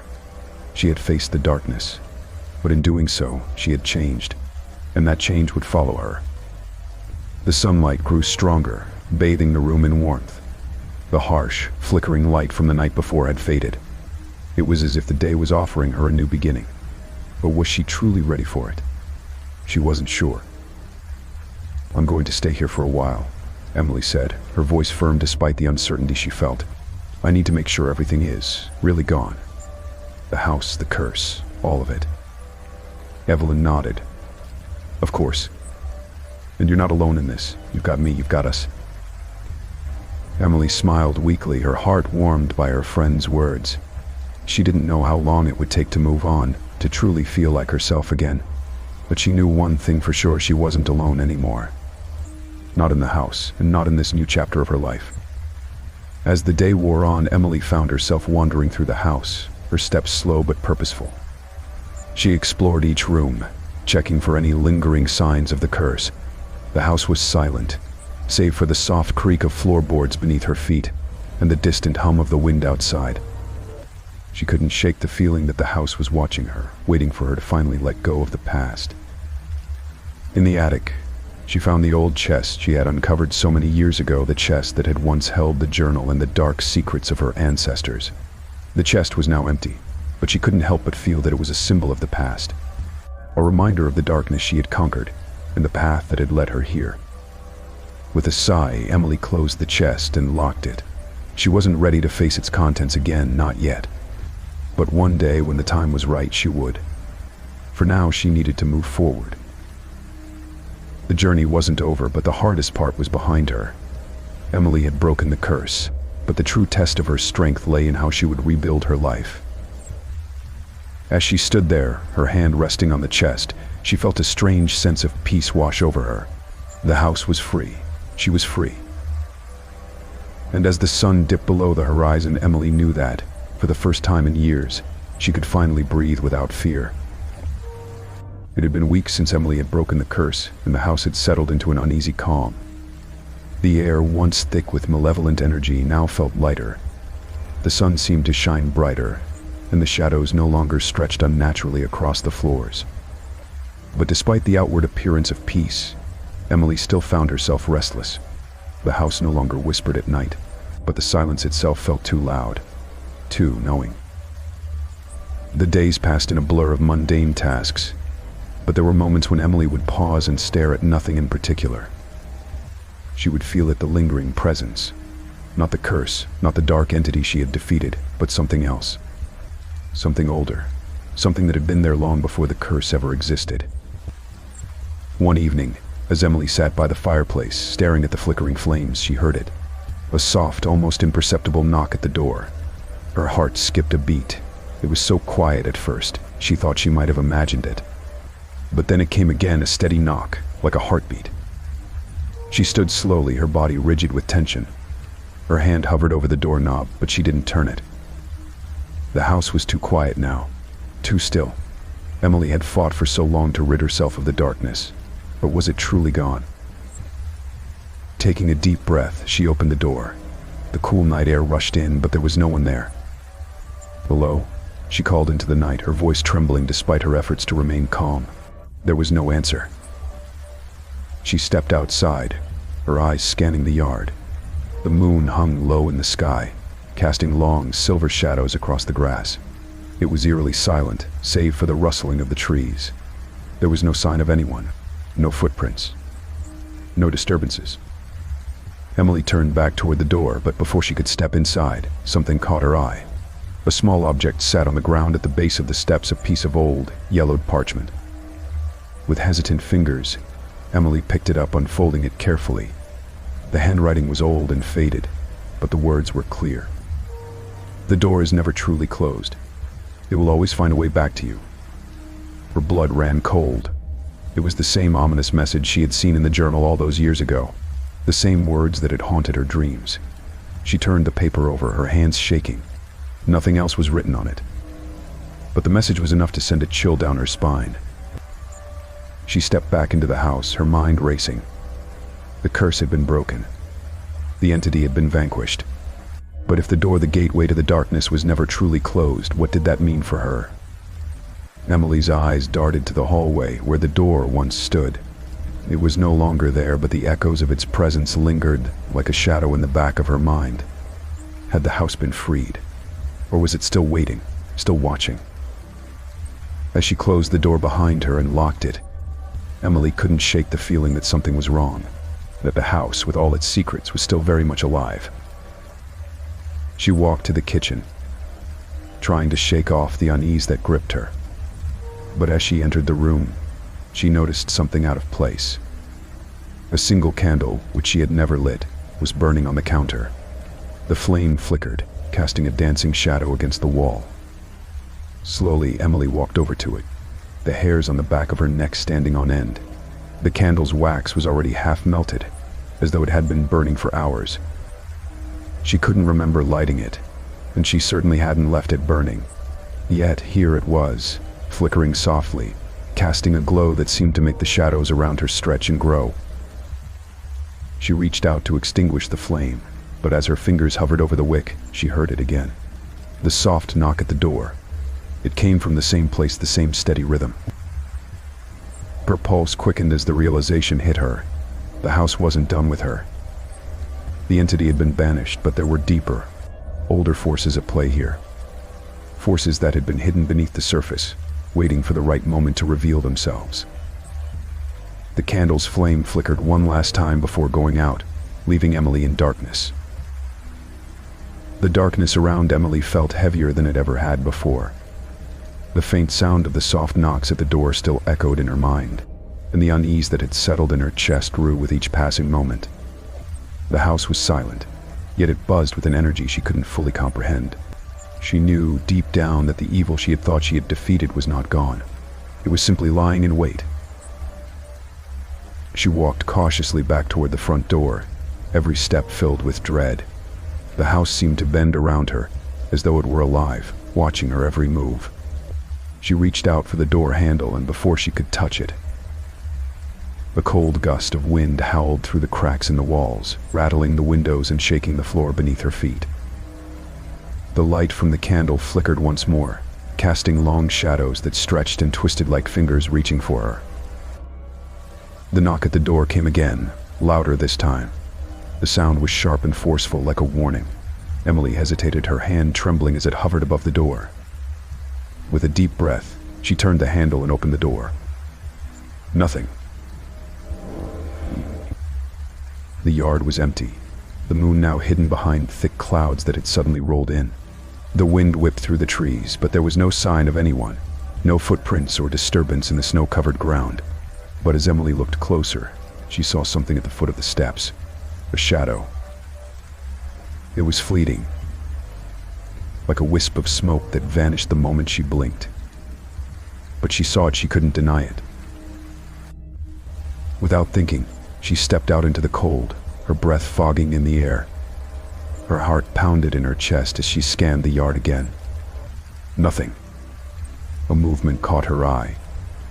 The shadow appeared again, this time near the edge of the woods that bordered the property. The darkness seemed to gather there, taking shape, becoming something more than just the absence of light. Something ancient and malevolent. Who's there? Emily's voice trembled, though she didn't want it to. Her pulse quickened as the shadows began to shift, forming into something that was no longer human. A figure stepped out of the dark, barely visible at first. But as it moved into the dim light, Emily's breath caught in her throat. It was a woman, pale, ethereal, and dressed in an old-fashioned gown, with long dark hair that cascaded over her shoulders. Her eyes were empty, hollow sockets that seemed to pull the light from the air. Her face was a mask of sorrow, as if she had been trapped in time for centuries. Emily's throat went dry, but she couldn't move. She couldn't look away. There was something familiar about the woman, something that tugged at her memory, but she couldn't place it. "Who are you?" Emily whispered, her voice barely audible over the wind. The woman did not speak. Instead, she tilted her head slightly, her hollow eyes never leaving Emily's. The wind seemed to quiet as the figure slowly approached, each step measured, deliberate. With each step, the shadows around her deepened, as if she were drawing them in. And then, Emily remembered. The woman was the ghost from her past, the one who had been trapped in the house long before Emily's family had arrived. The one who had been linked to the door, to the curse. She was the original occupant of the house, the one whose death had set the events in motion. The woman reached out a hand, her fingers long and cold as they brushed against Emily's cheek. "Your family was never meant to leave," the ghost whispered, her voice hollow and distant, like the wind itself. "This house, it claims those who belong to it." Emily's blood ran cold as the woman's hand lingered on her skin. She could feel the weight of centuries pressing down on her, the crushing realization that her family had been part of something much darker than she ever knew. The house had always wanted them, needed them, and now it was claiming her too. The woman's lips parted, and Emily saw her teeth sharp, jagged and inhuman. A low, guttural sound escaped from deep within the woman's chest, a sound that resonated within the walls of the house, as if calling something ancient to the surface. Emily stepped back, her heart hammering in her chest, but the woman followed. "The door is never truly closed," she whispered again. "It waits, it watches, and you will return."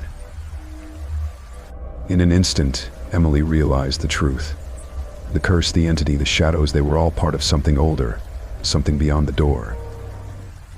The house had never been freed, not really. It was a portal, a gateway to something darker, and it would always find a way back to claim those who had once crossed its threshold. As the ghost's fingers wrapped around her arm, Emily felt the ground shift beneath her feet. The air grew colder, the shadows deeper. The house, alive with its terrible hunger, was pulling her back in. But Emily wasn't ready to give in. With every ounce of strength she had left, she wrenched herself away from the ghost's grip. The woman's laugh echoed in the air, a hollow, bone-chilling sound that would haunt her for the rest of her life. Emily turned and ran, cold wind at her back, her breath catching in her throat. She could hear the woman's voice following her, whispering her name, calling her back to the house. But Emily wouldn't return. As she sprinted down the path, she glanced over her shoulder one last time. The house loomed behind her, dark and silent, as if it were watching her every move. The door, closed for now, was a silent reminder that some places were never meant to be escaped. And as Emily disappeared into the night, the door remained the forgotten Christmas ghost lingering in the shadows, waiting for the next soul to cross its threshold.